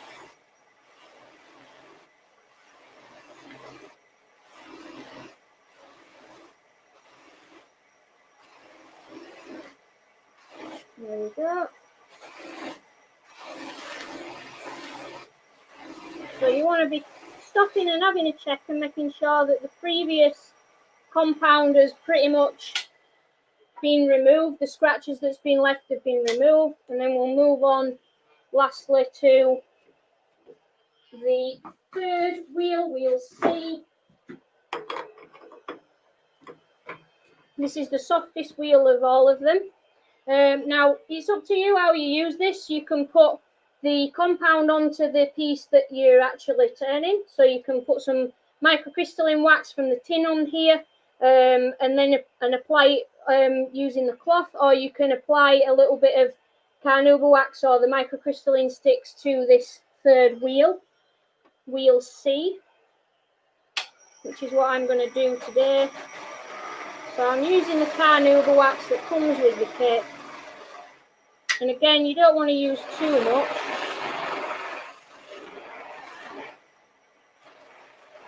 In fact, I do need to give that a quick wipe because I've got a little bit of compound left from the last layer. So I'm just going to give that a wipe over.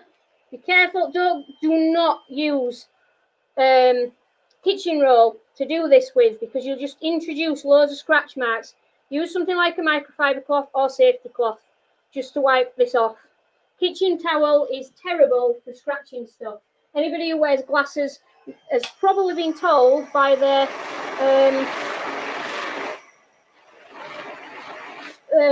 what's the word? Optician, that's the one.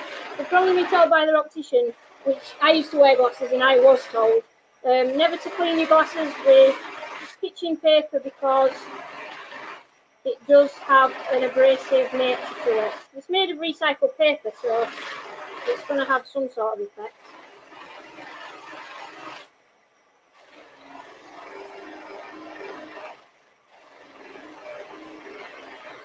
And hopefully, very shortly, put a bit more compound on that. I do usually use the microcrystalline from the tin, but there's not much build up on the mop here for polishing. But I'm hoping that very soon, when I hold this up, you will see the shine that's been put on there.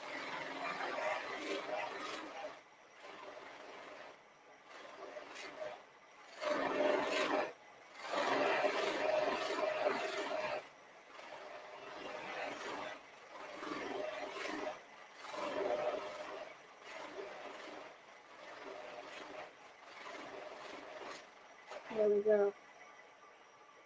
Okay.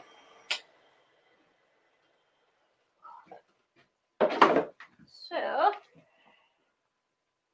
that is your difference, guys. So from the previous one, from this being pre-buffed, this one was far shinier in comparison, and now this one is even more so. So those are your sort of options. Of course, you can go from this and you can go through the buffing system. In fact, I'll give this a quick buff on this final wheel just so that it'll show a little bit more, it'll give it a little bit more of a shine. Put my glasses on. And then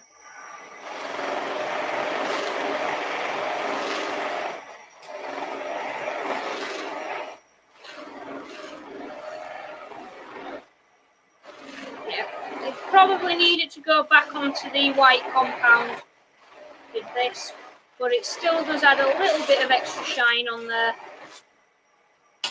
There we go. So hopefully that just shows you a couple of ways that you can finish some acrylic, with one being, you know, with varying budgets basically. So that is the afternoon's demonstration, just about bang on time for once, and thank you to YouTube for not booting us off today. So if Terry, if you want to come back on, if you're ready, I will make sure my earpiece is working. It's not. I can't hear you. Again, There we go. There we go. There we go. Can I hear you? All right, yeah, that was me. Sorry. Don't know why I can't get this to give you the main screen. It just refuses to let me do that. But Emma, great demo again. Thank you very much indeed. And yeah, you pretty much hit the spot, even though I made you start late. So yeah, that was completely my fault. Absolutely. So yeah, some great comments coming in. I know you're keeping up on most of them there. So absolutely fantastic. We will chop over into Zoom in a minute or two. But before we do that, if you can hang around for a minute, I'd like to just put on the very part 4 of Andrew Hall's video so everyone can get to see that. Then we're going to bring Stewart back on as well. There's a look of shock on his face there. And we'll get him on, and then we'll wrap things up and head over to Zoom. So I'm going to play Andrew's video, and we'll be back in a minute or 3. Well, some will ignore safety, and some will mock. But if you want a happy marriage, buy yourself a smock and keep your workshop tidy, nice and neat. And buy yourself a pair of good boots to protect your feet, because I'm a woodturner and it's what I love to do. So I wrote this song with safety in mind.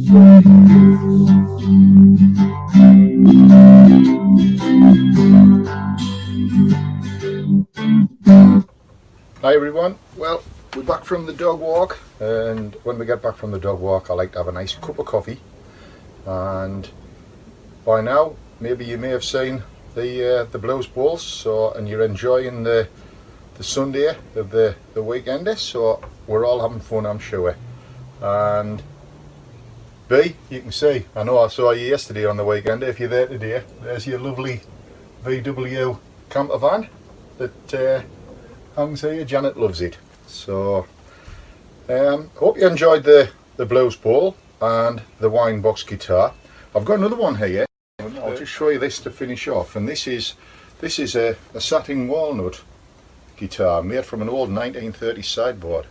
I had a commission of a friend to make some jewellery boxes for his two sisters, his wife and his mother, and the mother had gone into sheltered accommodation. This old sideboard had a lot of sentimental value, so anyhow he asked me to make the jewellery boxes, and I knew he was into guitars, so I said, well, why don't I make you a guitar? And there was enough materials to make two, so I made myself one, a 4-string, and I made Billy one, which was a 3-string. And what I did, I also videoed it, and I did this about 2.5-3 years ago. But what I've done, I videoed it, so I've got a video going up on YouTube, but I've just done an article. I write articles for the Woodworker and Wood Turner, the magazines The Woodworker and Good Woodworking, but it also includes wood turning there. And I think it's going to be in the October issue. I've just sent it off to Tegan, the editor, and this is the guitar. It is acoustic and electric as well, so if I just do a couple of chords, and that's it. Old mahogany, all spliced together on the neck, and the box is the top cut down into the cigar boxes, and the knobs there, those knobs there, pink ivory with me brand on them. Anyhow, enjoy the rest of your Sunday weekender, enjoy the rest of the day, and stay safe, stay well, look after yourselves, and cheers everybody. Nice cup of coffee. Bye for now. The Wood Turning Weekender, a weekend of wood turning, northern style. The invaders are coming. And here we are again. So thank you, Andrew, for sending that video in for us today.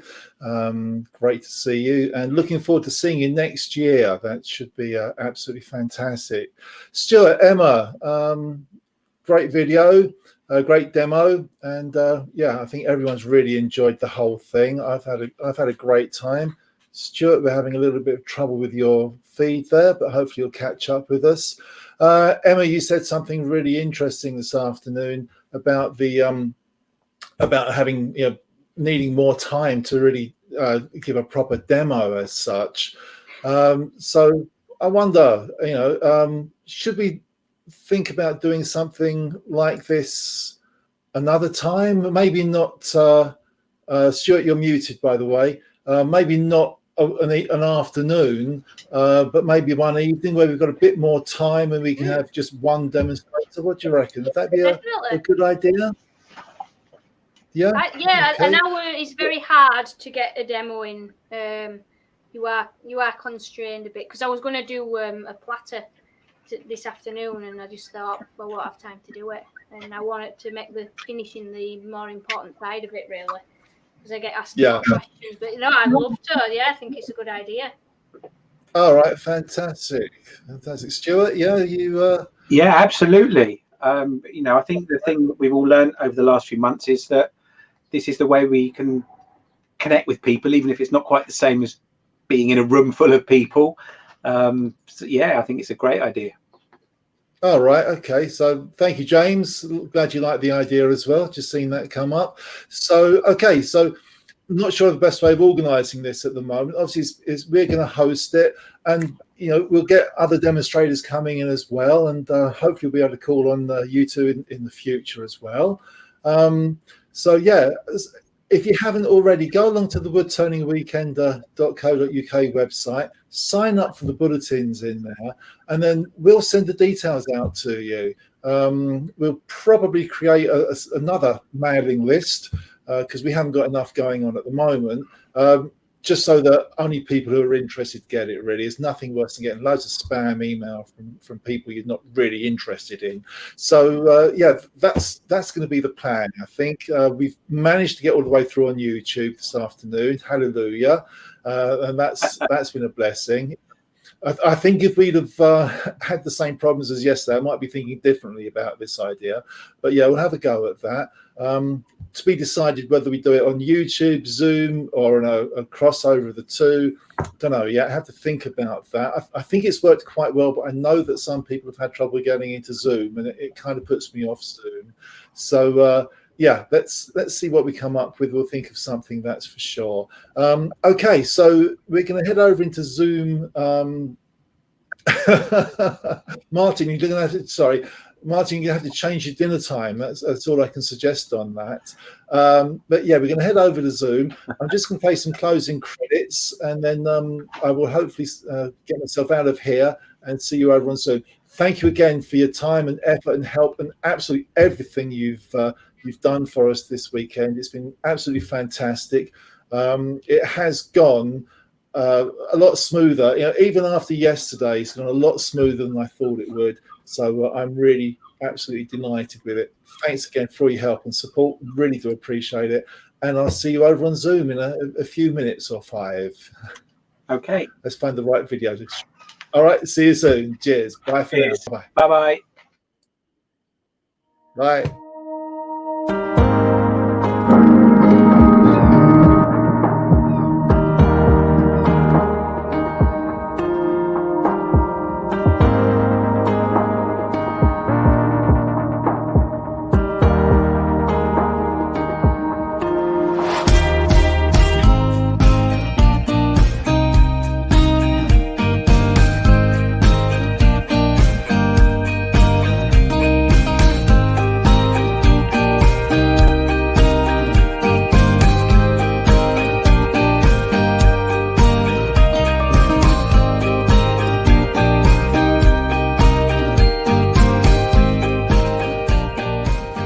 We'll cross back over onto Zoom now for our last Q&A and a sudden realisation from Emma.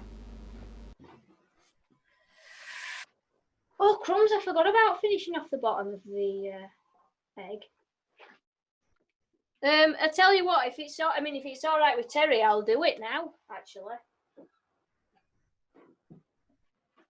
I'm sure he won't mind. It's like a free bonus demo for you if you can get over to Zoom. Completely forgot.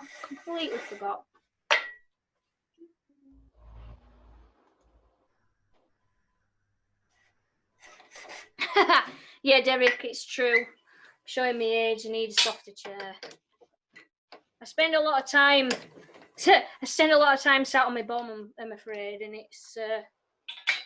it's just become painful to sit there. When I'm pyrographing and when I'm doing my auroras and things, I just can't handle it, really. I get backache because there's no lumbar support, and yeah. Right.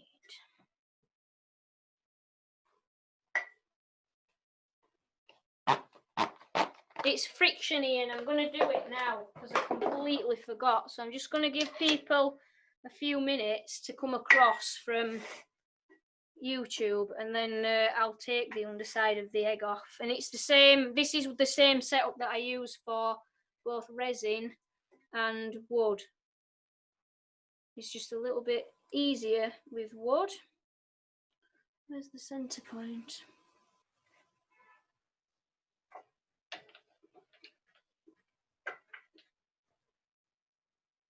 Didn't think that were in the center.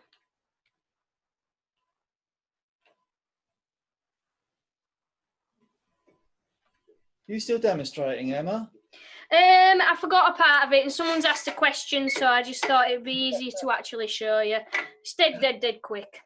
So I've basically got a cook chuck cup chuck, show you overhead, which is a little O-ring. So it's a little silicone O-ring, and it's just a scrap of timber that I've turned down and popped that in there so that that supports the resin side.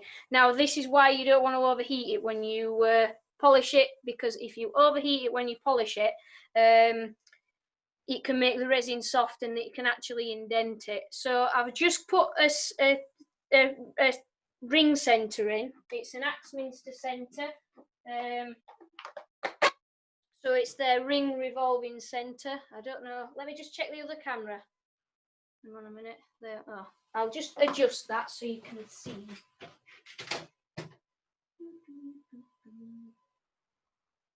There we go. So we've got, so it's the Axminster ring centre that I've got in the tailstock, just because it tapers down a lot. And I actually don't have the ring engaged. There's enough pressure on there for that to dry, or there should be. And then I basically take, you do need something shielded. You need a shielded revolving centre though. You don't want just a normal centre. And then I'm going to move the tool rest over slightly, and I'm just going to use the 1/4 inch ball gouge, and I'm just going to take that down as far as possible. Very, very light cuts, guys, because we are only held on friction.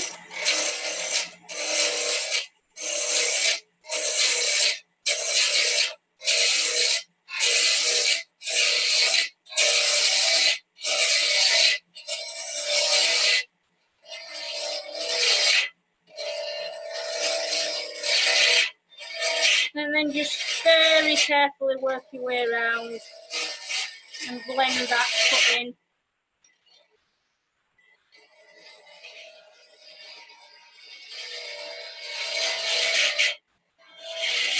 And I just get as close into the centre as I can. So at this point now, I will be swapping to the spindle gouge to put as close in there as possible.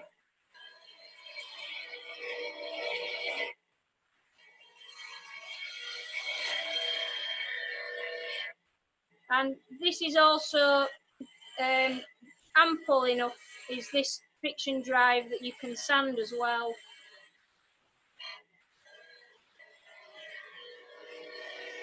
So I'm getting right down there.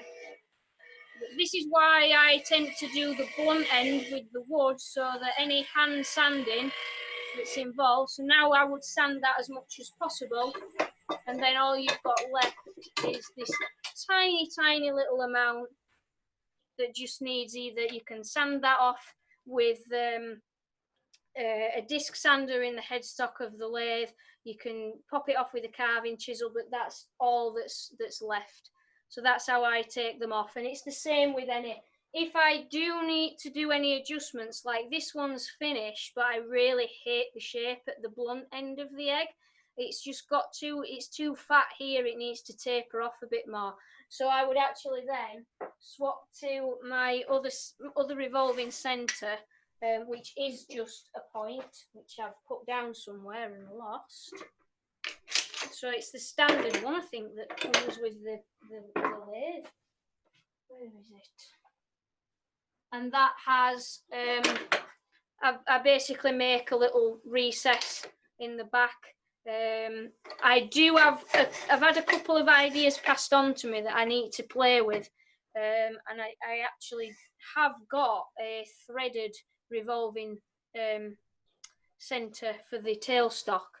I know Graham Brooks, who's a fantastic turner, he posts quite a lot in my little Facebook group, and he posts in Conkers as well.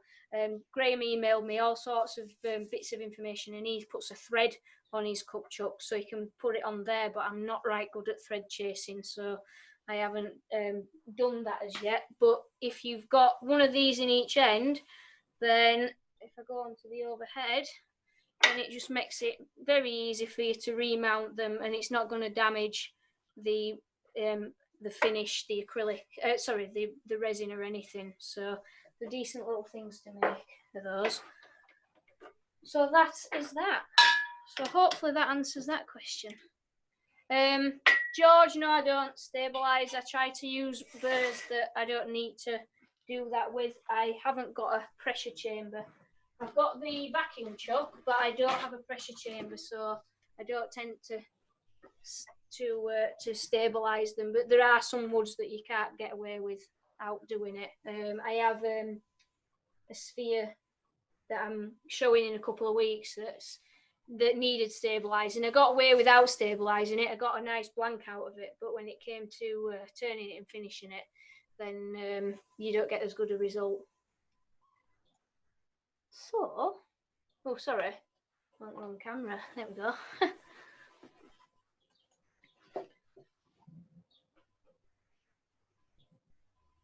So does anybody have any questions post demonstration?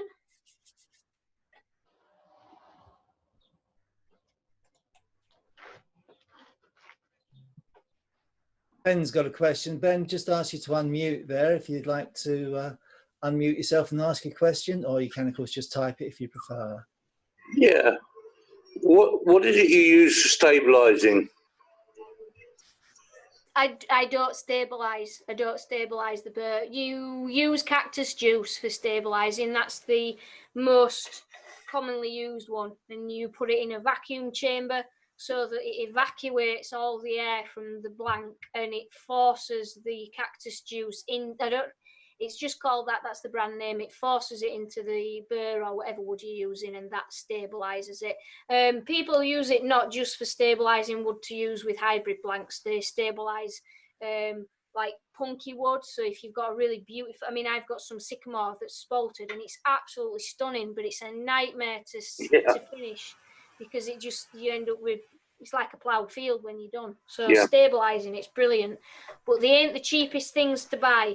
And so hence I haven't got one as yet. Thank you. No problem.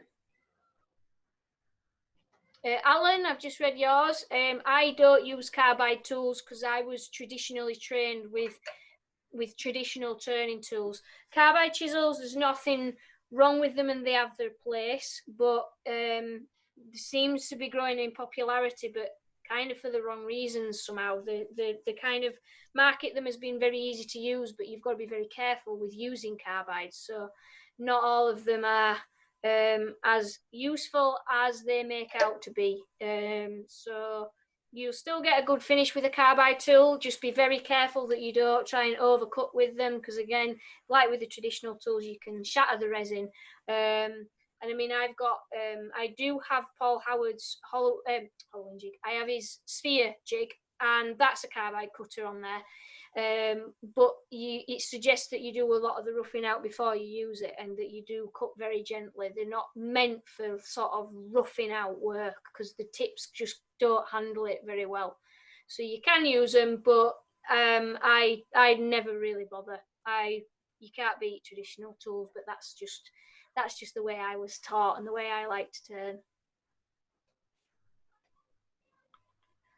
Martin, the resin I use is Alumalite. I use the Alumalite polyurethane resin.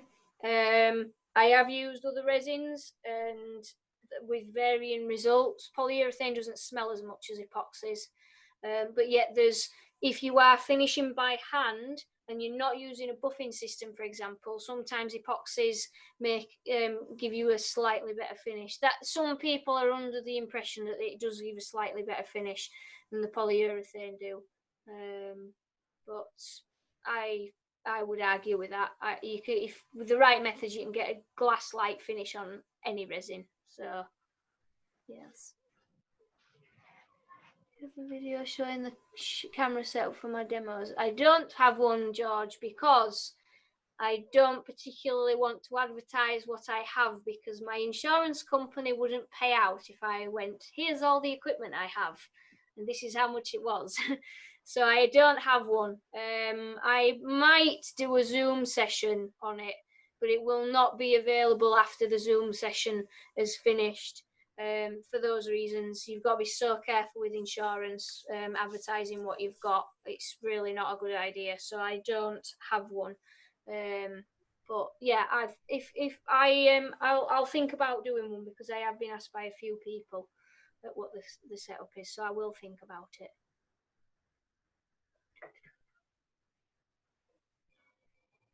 Yep, that's everybody's questions so far. So while people are thinking of questions, oh, there we go. Sorry, Malcolm, we'll get you in just a second. No, you go for it, Terry. It's all right. I need to read it anyway. Okay, so I don't know if everyone saw what Stewart and Emma and I were talking about at the end of the demo earlier. You may have all been heading over here already. So we've had a great weekend, really enjoyed it. It's been a load of fun. And so we're thinking about trying to do something a little bit similar, and you know, in the future on an irregular basis, where we as Chestnut Products host some demos, get some demonstrators in, all online, of course, and you know, completely socially distanced. You can't get much further apart than we are at the moment, I guess. But yeah, try and get some other people in, and you know, just make this a sort of semi-regular type of event. So if you're interested in that, do please, I've just posted a link in the chat. Sign up for the Wood Turning Weekender bulletins. This will be like an offshoot of the Wood Turning Weekender. That we hope will still take place next year. We're still working towards that end, and yeah, we'll let you know what's going on. We may set up from there a separate mailing list, so that, you know, people who aren't interested in both don't get everything. I don't know, but we'll work that out. I'm still making this up as I go, which is how I tend to do most of my business, to be honest. So if you think there's a plan, no, not at all. So that's what we're going to do. And one of the first things that we're going to need to address on it is the setup and the format that we use. Don't, you know, you can put comments in the chat now if you want, but we'll probably send around like some sort of survey or whatever as to whether or not we do it all on YouTube, all on Zoom, or as we've done today, a hybrid between the two. And I think today it's worked very well, because we didn't get booted off for a start, so that was a major bonus. But I know, watching the chat earlier on, some people were having trouble getting into Zoom. I no idea why. Obviously something was going on, because you're all here, so something was going on, but we don't know what it was. YouTube does have the benefit there of being just log into a website and you're there. So I don't know, something we need to think about, something we need to talk to you about. Obviously you've all got into Zoom, so you don't have a problem with it. But I do tend to think also that the quality of picture on YouTube is just that little bit better. So something to come up with and something to sort out a bit later on. So I'll shut up for a while, let Emma get back to the questions, and I'll be butting in again in just a little way. So thank you. No worries, thanks, Terry. So I'll just scroll back over those. I was trying to answer them in chat, and accidentally typed everything to Paul by accident. Where are we?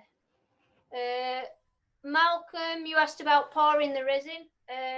I pour the resin, and I do have a pressure pot. So again, I'm going to be going through that in a lot of detail, and how to go about minimizing them without a pressure pot in a few weeks' time, because there's all sorts involved. And Martin, the next live I'm hopefully going to be doing next Saturday, but I will be confirming that on my Facebook page, so fingers crossed, because I haven't done one for ages and I've really missed doing them.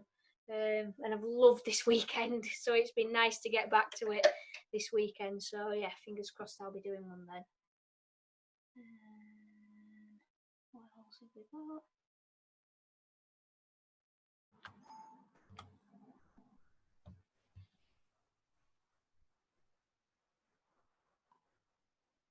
I think that's everybody. Has anyone got any other questions? Emma, there's one. I was going to say there's one for you there, Terry. Yeah, I have answered that. Yeah, the lip sync thing. It's the green screen program I'm using. No, there's one further on about your bulletins. All right. About putting some instructions how to sign into Zoom. Yeah. Yeah. Definitely. There's actually there's some fantastic information on the AWGB website, written by, I assume Paul Hannaby wrote it, and on my screen he's next to me. So did you? Some of it, but no, that was written by Maggie actually. By Maggie Irving wrote the guide. Excellent. It's very, very comprehensive. I did include a link to it in one of the Wood Turning Weekend bulletins, and I'll do so again. Yeah, it's getting into Zoom isn't fantastically difficult, but it's not always as obviously easy as it really should be. I know the first time I used it, I struggled with it a couple of times. So yeah, Paul's just very helpfully put that link in the, it's just too good. He's just put that into the chat for everyone. Obviously everyone here has already got here, but it might be worth a quick read just to see where you are going there. Fred, yeah, I would agree. Some people don't like downloading an app. I do completely agree. That's another of the beauties of YouTube. There's nothing to install. You just literally, go onto the page and you're there. So that's absolutely perfect. It's a very difficult choice. It's a very difficult call to make, and I really don't know what the right answer is to it. Sadly, whatever we go for, someone's going to be disappointed. It's really a case of trying to work it so that we disappoint as few people as possible, which is why, as I say, we'll be, in time, give us a week or two. I need to recover. But once we've done that, we'll be sending some information out and just asking for people's opinions. And we will listen, and we will do what we can. So yeah, we'll do what we can there. Emma, has something come up for you there? I think, I'm not sure. I had a PM. Michael asked me how I finished it. I did just quickly finish this egg just when we came over to Zoom. And basically it's a combination of using a friction drive in the form of this chuck that's a silicon ring on a scrap bit of wood to remount it with a revolving center with a ring center, and just returning it as much as possible, and then that's all that you're left with to either sand off or carve off, or however you want to do. But I do as much sanding on the lathe as possible with the blunt end, and then finish it by hand. But I always make sure that I am doing this on the wooden side of the egg. And it's not a problem if it is a wooden egg, but a resin one, if it was fully resin, that would be a very difficult matter. But always finish off with the wooden area, so that it will sand up a lot easier, basically. So hopefully that answers your question there. Okay, a couple of other comments coming in. Firstly, about the t-shirts. Yes, they're available to purchase, just £10 on the. I'll look at everyone going, oh, look at me, look at me. £10 on the Wood Turning Weekender website. That includes delivery. It's really meant to be just to the UK, but we've already sent one out to the States, and we've got an order for one for Denmark at the moment. But yeah, they're £10 in medium, large, and extra large. And we have got a size guide on the website. Pat Murphy, and Fred has kind of answered this in as much as, do you need a password to make comments in the chat? Fred seems to think not if it's a live stream. So I really don't know the answer to that one.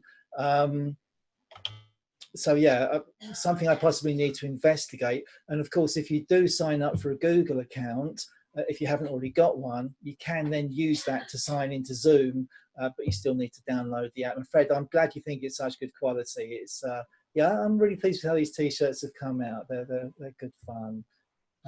Anyone else got any more questions for Emma or anyone, basically anything about the Weekender or future plans, comments? Just feel free to dive in, or we'll head off into maybe some breakout rooms for half an hour or so and just have a chat if you'd like to. Anyone else? Emma, there is a question from Robin. I think it was about the finial last night. All right, yeah, go on. Sorry, I didn't see that, Mel. Thanks. He asks, what was the hardwood you used for your finial? The wood was called Mapani. I've no idea how to spell it. I think it is as it sounds. Actually, I'm just going to Google it so that I don't make an idiot of myself. Let's face it. Good job that this isn't another quiz question, isn't it? Oh, you let's really have a want to talk about the quiz, Emma? Yeah. It is Mopani, Mopani. It's an African timber. It was very dense. It's got quite a high oil content, and it sinks instead of floats. So it's used in aquariums as well, from what I understand, because it doesn't float. So yes, think also- Philip spelt it right. Go on, sorry, Mel. Sorry, I think also, 2 months ago, the virtual weekender didn't exist. 2 months ago, we were still hoping that we could all to get together in Maidstone. And in 2 months, Terry's put all this together, and you and Stuart have kindly stepped in and done some brilliant demos. But I know it's been a lot of hard work. And so thank you to Terry. Big thank you to thank you, for what Terry. you've done. And, I've had a lot of help and a lot of support. Yeah, Stuart and Emma have been absolutely invaluable with trying to get everything working. Absolutely brilliant. Mel and Mary have been great back at base, just keeping things running while I've been sort of tied up trying to work everything out. And of course, Mandy's put up with huge amounts and has been assisting over the weekend as well. Thank you, Mandy. Yeah, I think my head's been away with the fairies for the last couple of weeks, but it's been great. I've really enjoyed it.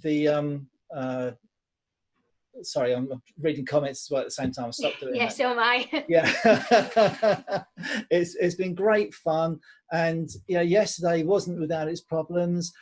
We got past it, and we managed. We survived, and genuinely, the comments and the emails and everything else that have come in have been so encouraging, so supportive. I'm just knocked out. So thank you very much. Thanks for coming along. Thanks for enjoying it. And yeah, it's absolutely brilliant. Stuart, yeah, it's just asking Chaz there. Chaz is in. Chaz, great to see you there. If you have a question, we can unmute you. I think I'm suspecting Stuart has sent an invitation to Chaz to unmute. So let's see if we can get that done.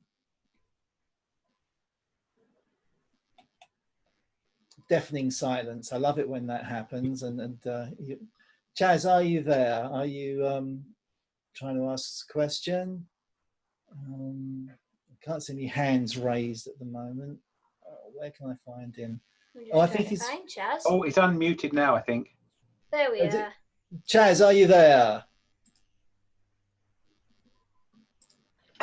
No, I think actually Chaz, if this is in alphabetical order, which I suspect it is, I think Chaz may have fallen out of the room, unfortunately. That's a shame. Yeah. Oh, no, there he is. Hang on, he's back again. Oh, I scrolled too fast. Why has he disappeared again?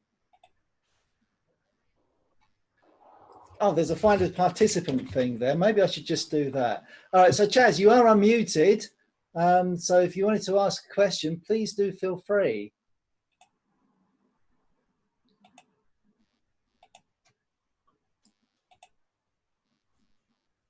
No, it's Terry, not. we've got Steve there saying that he's been able to join in from Texas, and David should have been at Spoonfest, which I've not heard of, and found us instead. So that's oh, good. Excellent. Yeah, it's so much we should all have been doing this weekend, and we just haven't been able to. So it's such a shame. I was looking forward to the whole thing. Of course, we were going to have the long weekend on Friday night at the hotel that we'd all planned to stay in, and I actually I think I may have mentioned this already. Got an email during the week to say that they hadn't been able to open up as planned. So that didn't, that wouldn't have happened, and we'd had nowhere to stay. Of course, that would have been a little bit awkward. And then all the regulations have changed. The number of people can meet in one place, and the whole thing. So yeah, it's going online. Just the right idea, really. And we've pulled it off, I think. So that's absolutely brilliant. Okay, any more questions? I think we're struggling a little bit. Or should we just go off into some breakout rooms and just chat amongst ourselves? I've had one more question come through, Terry, from Michael. He's asking me about the ball gouge. I do an asymmetrical grind. I can't show you, Michael, because I can't get the... let me just zoom in a little bit. I can't get the grinder in a position that I can film. from. Bear with me. Let me just get this. Zoom in here.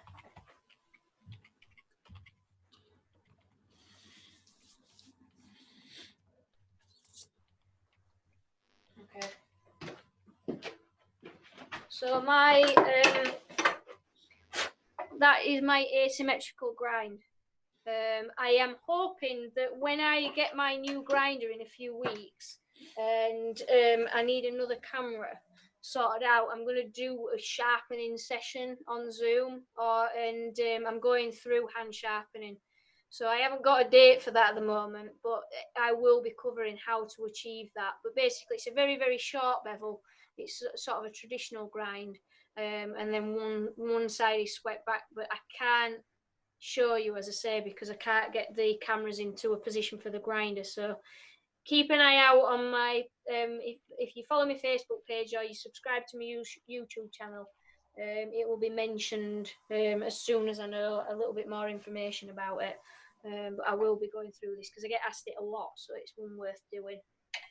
So I'm sorry I can't show you, but that's just a better close-up for you.